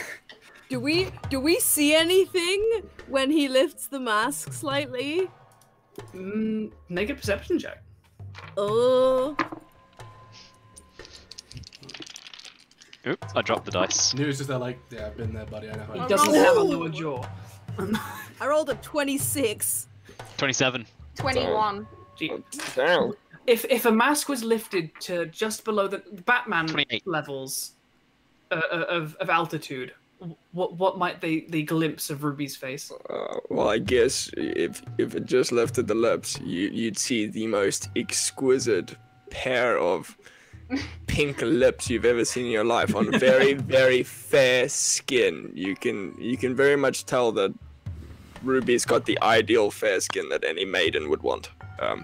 With very rosy lips. Like A pure pale white boy. alabaster skin. Yeah, Oh, it's fanboy fair sorcerer. as hell. Yeah, it's My like one. very pale, fair skin. Yeah, with not a single blemish on it. Is- It's beautiful. Is Ruby literally Snow White? Yes, Ruby is Snow White. Snow White and the Seven Swords. Oh my Yes. god! I would watch that That's film. the character. I would That's the watch concept that. of this character. Didn't Kristen Stewart play that once? Anyway, Plus circus. so with that, as High Councillor Tathon Vlane shifts their appearance and outfit to be something slightly less conspicuous, they're still rocking like the cashmere scarf, jumpsuit, sexy platforms. Like they're going all out. I didn't hear about the platforms before. They like these. like that, but with more jewels on them. Nice. Um, I I can feel like cosplay they. them. I feel like And, they like, look like jump- a it's like- member of ABBA. It's like a baggy jumpsuit, but with like really like baggy legs with leg slits. They look like a member of ABBA. They look like a member of ABBA. Yeah, in They're in Magitech the Mamma Land. Mia movie. Eventually, all of you make It's your way Donna. out from the dungeon of the castle. You are allowed access to your bag of holding, where you may take out all of your weapons and place them back in the large locked crate. Is there anything that you are trying to sneakily keep hold of on your person or in the bag? I'm Markos. assuming they're not gonna let me keep my regular staff, right? They would- do return your staff to you. Oh, I would sick! like- That's my focus. Nice. I would like to as I'm taking out, I imagine like we've got like misc tarps and stuff like cloth in the bag. There's a massive canvas tent in there still. Yeah. I'd like to just get a cloth big enough to fully wrap up Colossus Slayer and just try and like pull it out of the bag so the cloth is already draped over it, and bundle it up and just be like, I'm very protective over this, and it's a little I'm very protective over this, and just put it in the box. The guy that's standing there is like, no one's going to touch this until you come back to pick it up. Perfect. Did they say that we're allowed to take take just our non-offensive magic items? If you have like wondrous items or even armor, you can take that, get that back sorted.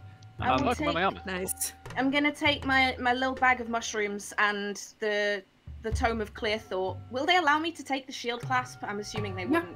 Okay. Yeah. I mean, most of my stuff, apart from the Ring of Spell Storing and the Wand of the War Mage, are non-offensive. So I will leave those two and take everything else. But Nute is just gonna take everything because I don't have really offensive stuff. Like the most offensive thing I might have is the crackling sash, but also it just looks like a sash, right? Yeah. They are not taking the time to identify every single thing you have because there's so much. I guess I'll just leave behind Soul Zephyr and my hammer. Okay. But everything else is like my Amulet of Health or the Wand of Secrets. Yeah, that stuff's all fine. But you leave your weapons, gather the rest of your things, get dressed again however you wish to be dressed as you are going out for an evening of rest within the town of Siltfork. Nice. You are first taken to within an area of the town known as the Garden District. It kind of the whole town itself really descends like from the castle itself, that then descends down into the town that begins to sprawl across this section of land. Still, like between the castle district or the castle ward and the main town, there is the Garden District, which is like a beautiful, like manicured park almost in the middle of the town itself. Right on the side of that, going up 5 stories with beautiful views across it, there is an inn called the Velvet Pocket. As you guys are welcomed in, your escort of guards goes up to the desk and speaks to a pair of almost identical halflings at the bar, hand across a small bag of coin. The halfling behind the bar kind of twirl a mustache and say, Well, yes, absolutely. That sounds wonderful. We'll do absolutely everything we can to entertain you all to the best of our ability. Have a wonderful stay. Thank you for your patronage, of course. And kind of the guards come back over to you, along with Vlaine. Right. Now, do you want to just rest for the evening? Do you want to go to a spa? Do you want to go for some drinks? Do you want to go for some food? What? I'm just glad to be out of my skin.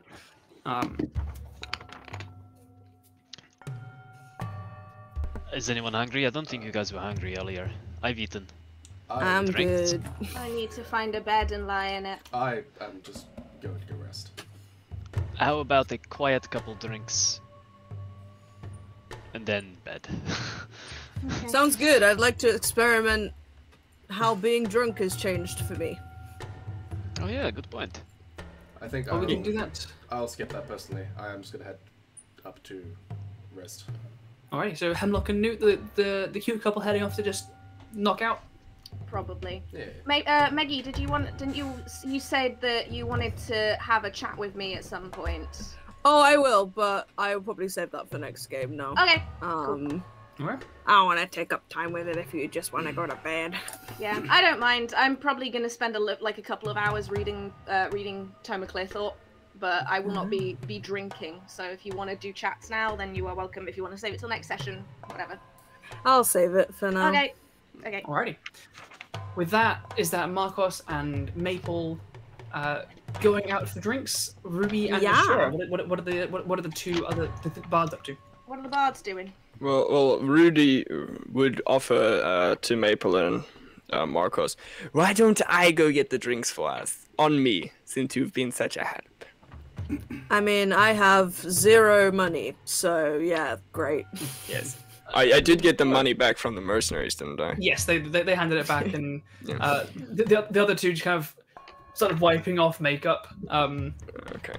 Malika kind of wistfully like stroked your hand as they left the gold in it, and then skipped away. Malika's so weird. I love her. I love him. Tell you what, Ruby, you get the first round, and I'll get the second because you know you've been a fantastic help to us. Without your last-minute healing in a couple cases, we would look a lot worse for wear. Fantastic. I'll be right back, and I'll head over to the bar. So it's staying within the inn for the evening. But at the bar, one of the two identical halflings is at the bar as you head down there. Good evening. What can I furnish you with for your evening's rest? All right. Just question to the DM. They did say to talk to the bartender, right? Didn't they? They said to find the barmaid with the shortest hair. The barmaid with the short hair. Okay. Well then, I'll look for the barmaid with the short hair. Okay. Could I do a perception? Just find the You absolutely may. Yes. Okay. This music seems very tense for a bar. A very tense bar, Mac. It's about to get intense. I don't have a good tavern place. Alright. I need to fix that. That's 27 perception. As you are like glancing around, you kind of go up to the bar and kind of lean up against it for a little bit and just watch the various patrons that are attending the establishment, getting late dinners, getting drinks at the bar. Some who are staying here, some who have just come out to eat. There are a good number of bar staff kind of flitting to and fro. You catch one who kind of has like the hair comes down just to the shoulders, and she kind of like laughs at a joke that was nowhere near as funny as she's laughing for it. You like just pumping the tips, and kind of like carries a bunch of like empty glasses back through, and you kind of start questioning, is that potentially it? But after like a couple minutes, you spot there is a half-elven woman who is completely bald, that is kind of swanning about in just like a nice blouse and a skirt, that's like carrying a tray of what looks like good salami and cured meats and like crackers and cheese and stuff across to another table across the room. All right. Salami. I'd like to approach her and kind of intercept her before she gets to her table, and just put Hi, my what can I do for you? hello there, and then I'd just like to lean in and whisper in her ear, where there is smoke, there is fire, and where there is fire, there are sparks. It's a weird pickup line. You have a nice night. And she kind of continues on her way to drop this tray of things off. Okay, and then I'll go back to the bar. Alrighty. As you get back, the halfling behind there is still there. Like, did she is she getting what you need, or can I? Oh no, she was quite busy with the other table. But could I please have 3 of your best ales? Absolutely, of course you may. And he kind of reaches across, pulls out some tankards, and starts sorting you out. A round of ales, even good ones, will run you 3 silver. Fantastic. Here, take it. I recently came into a lot of money. Congratulations. And he like takes the silver back as you head back to the table. And then I'll head back to the table and give Maple, Markos, and Ashura, I'm assuming who isn't going to bed, a drink, and I won't have anything. Okay. Did you not get one for the councillor? Nothing for Talon. Oh no, I forgot about the councillor. I'll run back and get another one for the councillor. Here you go, councillor. Thank you. I take it and kind of lean back. Although maybe we shouldn't, call you that super loud in a tavern. That's Is a good there point, like actually. an but- undercover name we can call you? What does this aesthetic scream to you? She has like white hair and a bun. I don't know, something like I'm feeling like it's like a Donna or something. Fuck off. Abaddon. Abadonna, Abaddon. There you go. They seem just confused. Or maybe maybe something Swedish. You're like I don't know. The hell is Swedish? It's very far north. Right. Well, look, hopefully, we have no idea what tomorrow may hold regarding all of this. It'll probably take some time to get information to the relevant people. But if you do end up taking the day, look, as an elf, many of there's, I think, a preconception as to many of my kin of some kind of not superiority, but we take our time, do everything, and as slow as we like. Oh yeah, we went to Naratos. Oh god. Yeah. No, I'm sure you've experienced that there. But I do think there is some value in occasionally, where you can, take a day. Just relax. Chill out. And especially when you've been going through hidden underground tunnels fighting undead infernal monstrosities. Sometimes maybe you earn a day. Yeah, it is also kind of difficult to, I guess, justify off days when, you know, there's a whole Lich Queen taking over the world plot going on. Do you think she takes off days? Probably not. Her Like, entire thing is like live- being fueled by evil, right? When you live Like, forever, though. Yeah, like If time for you is infinite, then how easy must it be to procrastinate things? Almost I think, indefinitely. yeah, I'll just get around to it next century or whatever. Like, you know. I mean, she's gonna have to because we did fuck up that whole ritual thing. Well, Oh, you right, guys yes. did. I wasn't there for that. I was dead at that point. Well, but thankfully, there was. Oh, do you know what a Zaratan is? I vaguely. So bear in mind, I'm I've just heard a they're small pretty town cool. guy. Just a small town guy from Muldrin, actually. I'm pretty sure I've heard that you shot a dragon, so. Well, a small Yeah. town boy who was good with a gun. That gets you far if you're in the army that has the guns, right? Guess you went further, apparently. Well, we went as far as the plane of Earth. And there was this giant. I'm just gonna regale with the story of tracking down the. They just revel in all of it. Like, they're just very, very interested. As long as it doesn't get too close to, like, imminent current problems that they have to start thinking about solutions for, they are very, very willing to just kind of enjoy the stories and yeah. hang out. Not And have then to they think about sang monster this stuff. like beautiful chorus, and I like the it was like a big gemstone thing, like snapped in half, and there I was, alive again. It was like a turtle. It was hatching weird. from a big, shiny egg. Like, you know how no one remembers like being born, right? Because you're a baby, you don't have that awareness. It was like if you did remember being born, because I wasn't a baby and I remember. It was real weird. I'd say I can imagine, but I really can't.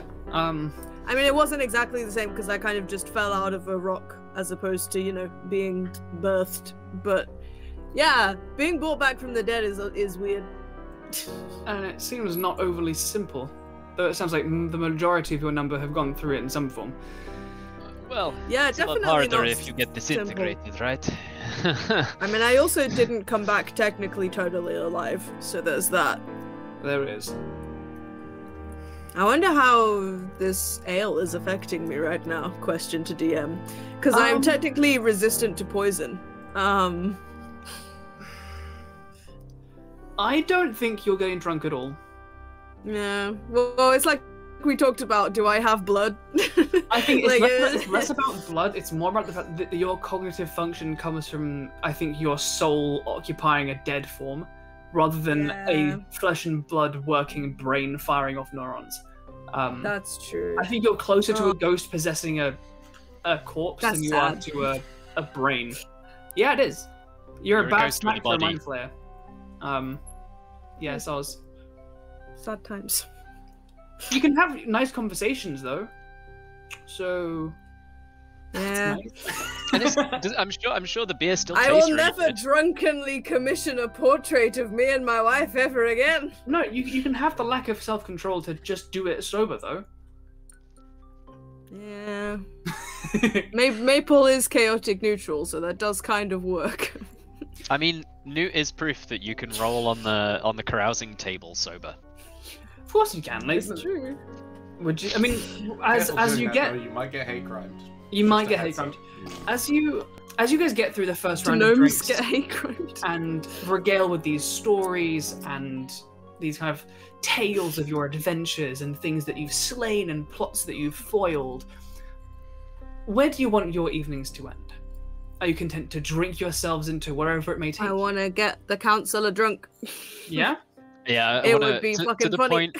to the point where like they're opening up and like ranting about stuff a little bit, just like, oh, like, God, this has been going on in Volm recently, and or Okay. maybe Not that, necessarily but, like revealing reminiscing- state secrets. Yeah, or maybe like, I don't know, just like going off on a spiel, Okay. maybe Go about ahead. stories about what they've done in however many years. Yeah.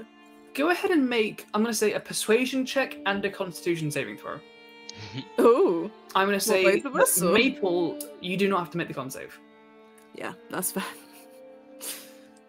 Persuasion check. I mean, I have a -1, so. Ruby, are you partaking in these conversations and in any of the drinking? Not in the drinking, but I'm definitely participating in the conversation and clapping when Maple tells us of her rebirth. Mm-hmm. So it's a 14 con save. Perfect. All right. Ooh, and a 17 charisma check. Okay. Is it I charisma just or rolled was a it nat. persuasion? It's persuasion. Same thing. I Okay, just rolled cool. a nat 20 persuasion, which makes it a 19. As you all are like drinking around this table and getting new rounds in and getting some bar snacks in and kind of encouraging as you tell a bit of a story, then they tell a bit of a story, you all start getting a little bit sloshed, by which I mean Markos and Ashura do. Maple and Ruby, you guys are pretty much fine, to the point where like it's in that kind of like no one's being an asshole about it. None of them are like, go on, drink, or like, oh, you're not getting drunk enough. Like, they're just kind of vibing and having fun and laughing, and you guys are enjoying that atmosphere as well. As you kind of push for like stories and like kind of thoughts from this counselor, they seem tired. They hate the conflict between Volm and Adigan. They were one of the last ones that agreed to go to war in the first place because the evidence began to mount up in Adigan's developments of firearms and other offensive capabilities became to get too powerful to ignore. But they regale you with part of the birth of Volm. About 150 or so years ago, when this was the Bilthimian Empire. An empire ruled by an incestuous asshole dynasty of tyrannical cunts. And a group of mages got together. They all studied at various times in the same place. They were brought together by a powerful mage that was, at one point, all of their teacher, one named Thris Jilwar, who brought them all together and laid before them a proposal to eradicate the Bilthian Empire and take control. And they did. And Tathon was one of the... They all had their own parts to play in this plan of, in a single night, teleporting throughout the country, assassinating the Bilthimian families.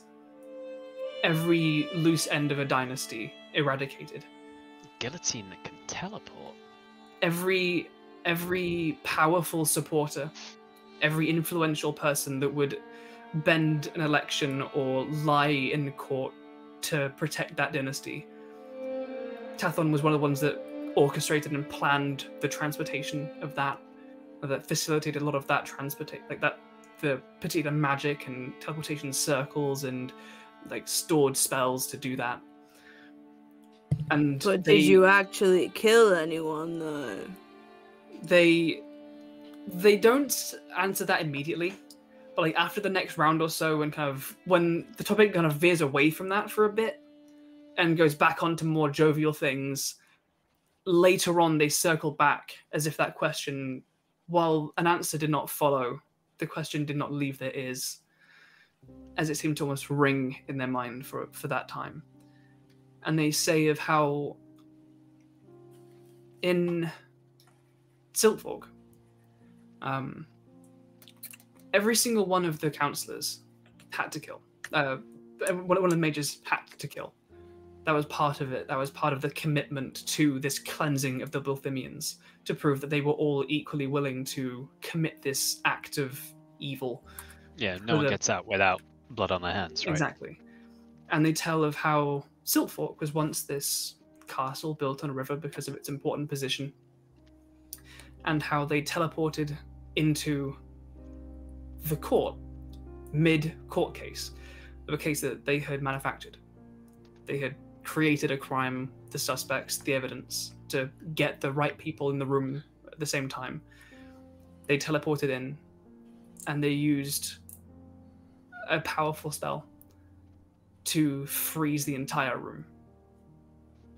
The entire benches of lords and ladies, corrupt officials, clerks, servants, people that would sycophant over the Bilthimians in vying for power, and the Bilthimian nephew / cousin of the current emperor at the time. I don't like nephew / cousin. And they froze them all. Damn, that's a big spell, probably. That sounds impressive. Well, fucking hell, glad to have you on the side. Jesus. They kind of like shake a little bit. The freezing didn't kill any of them. Oh. It just made them hold still long enough for my lightning to charge. Oh. Oh, damn. And they kind of like lean back slightly and go like, they to get out of like the emotional space, they start going into like academic headspace, and they talk about how there are some spells like the simple fireball, and they kind of begin doing the motion like, nope. And there are some ways that you can keep pumping power into it before its release. And they describe the delayed blast fireball spell. And they describe how they worked out a way of manifesting a similar building, immensely powerful charge of lightning bolt. It's like a charged shot with my rifle. Wait, how do you know about that? So I don't know a lot about this stuff, but what kind of mage are you? You like a wizardy one, a sorcery one, a different one? I myself, I'm a wizard. I'm well learned. But don't worry about it. We've all killed people because we thought it was the right thing to do. It's my job, right? That's what we do. To an extent, it's all of our jobs now. Yeah. Well, despite the occasional dour topics, I have very much enjoyed talking to you about your exploits. It's been far too long since I had adventured in such a free way. Well, likewise, it's been wonderful. You seem like a genuine, lovely person. And I hope that a friendship can form, not just between us, but our nations. And may this be the start of it. They kind of like stand up from their chair, steady themselves. Look, we just need to get the entire country and the entire other country, and just they all have a drink, and it'll be fine. Now kiss. Sure. They try and formulate a response, but just like extend a hand out to each of you. Shake all of your hands. Straight in their jumpsuit. Do you want us to call someone, or are you okay to get back? I'll be... And they disapparate halfway through the sentence and... I think they're fine. And I'm sure Edgar will make sure they have some water.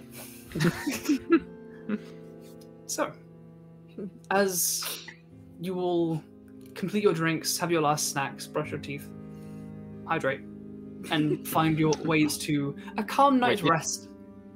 No, I'm not. You just should. Well, about that, actually. Tal, No, we just did. You summoned Tal.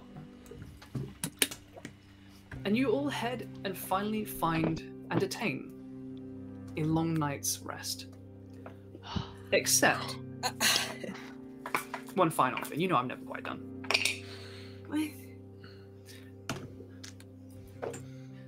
Nute. Hello. Hello, sweet boy. As you find your way to sleep, alongside Hemlock, who has tried to read far too late, but you've convinced her to put the book down, and you find yourself entering dream. You find yourself walking through empty streets,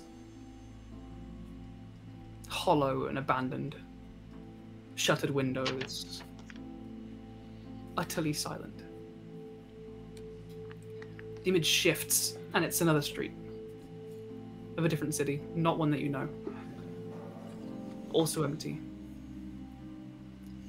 In this one, you can see very wide open streets, a row of ash trees in between like the two sides of the center road that they were walking along. Leaves littering the side of it up against the curb, unswept. The image shifts once more, and you find yourself once more on a dockside. You can see the land kind of stretches around in a large natural bay. You can hear the ropes slapping against masks of empty, quiet ships that still bob on the seashore. And it shifts one more time. Trees that hang with sallow, sagging, weeping branches, and a thick mist that oppresses almost everything around you. Leaves of a deep, sick purple hang from the branches that drift off and form almost an entire bed on the floor beneath you that muffles the slight crunch underfoot. In the mist around you, the silence is broken by just the faintest of wind. Not wind.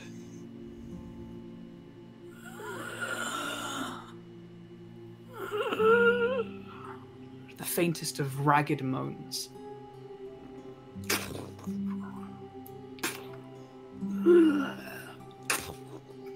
The sound of massive thuds. You can't see anything. A silhouette through the mist. And vanishes.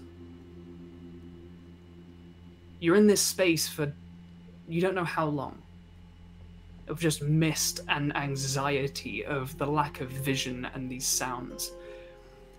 Until eventually the mist in front of you presents a silhouette that gets closer and clearer. A staff stands just perfect in the ground. And as you get closer, you see it is made up of a length of bone. A curled spine that ends in a skull. The eyes have just thick, greenish black smoke pouring from them that cascades to the ground around it, pooling out, covering your feet.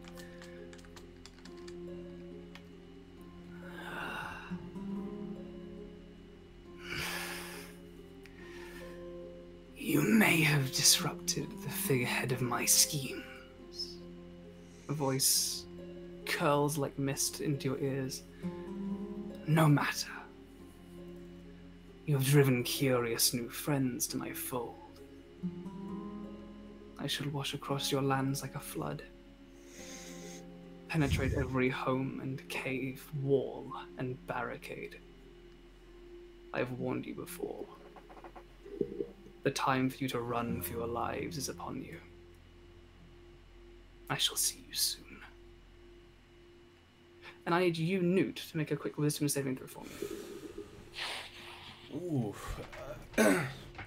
Now, I'm assuming this, if this is a spell, they didn't cast this within 5 feet.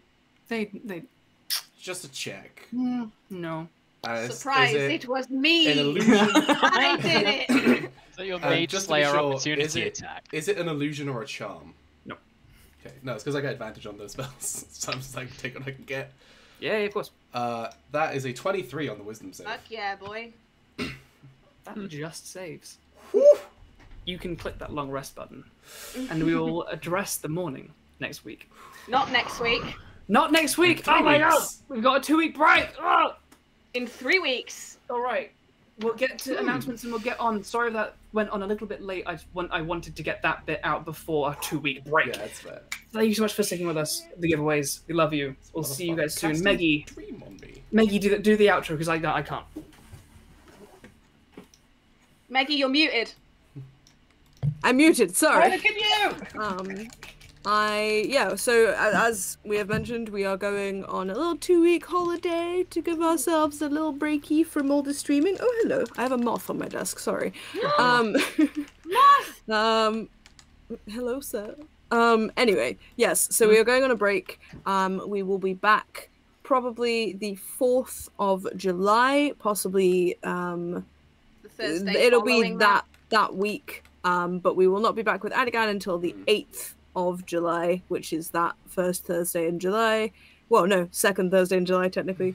Yes, so our channel will be dark for a couple weeks. We are going to take a break. We are going to do our own things, because the UK is opening up a tiny bit, and we want to take a break and have a little holiday for ourselves. So we're going to do that. So I don't have any programming to tell you about, because there's no programming happening.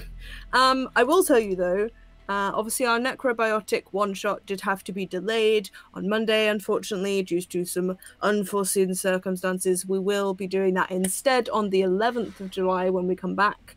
So, yes. And that is also a thing to talk about. Also, after we come back, our Monday show will be switching to Sundays.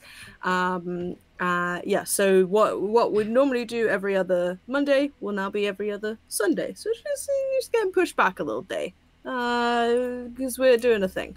But yes, I think that's everything. We may be introducing something a little bit new when we come back also. But we'll How see. mysterious. Yes. Yes, but those are things to happen in a couple weeks. Until then, we love you, and you should still go and check out the Cognitive Merchant and SaberDice while we're gone. Don't forget, because they make lovely good products that you should go and buy. Go do that. It's very good. Yeah. The leather just smells Support so good the as small well. businesses. Oh yeah. Yes, so we'll be back in a little bit with some exciting new stuff to catch up with all of our updates and announcements as we go forward. Make sure you are following us on the socials, on Twitter, especially just down below. There's a link just there. Go click that, go follow us on Twitter. You'll catch up with all of our announcements and stuff that's coming, and there is stuff coming, so be there, don't miss it. Be in there for future giveaways, both D&D Beyond and other stuff. There is stuff coming. Be there to find out. We'll see you guys soon. Bye. Mwah. Good night. Have a wonderful rest of your evening, day. everybody. Do we want to go and raid Larai? Well, we could go. Lawful Ink. Chaotic Lawful Ink. Let's go raid Larai. Chaotic Lawful _Ink. Larai is playing Dragon Age. Dragon I'm gonna Age. take us over to credits. Dragon Age. Thanks, everybody. Cool. It's been lovely. Bye. Lovely having you. Hey, guys. We'll see you soon. Bye.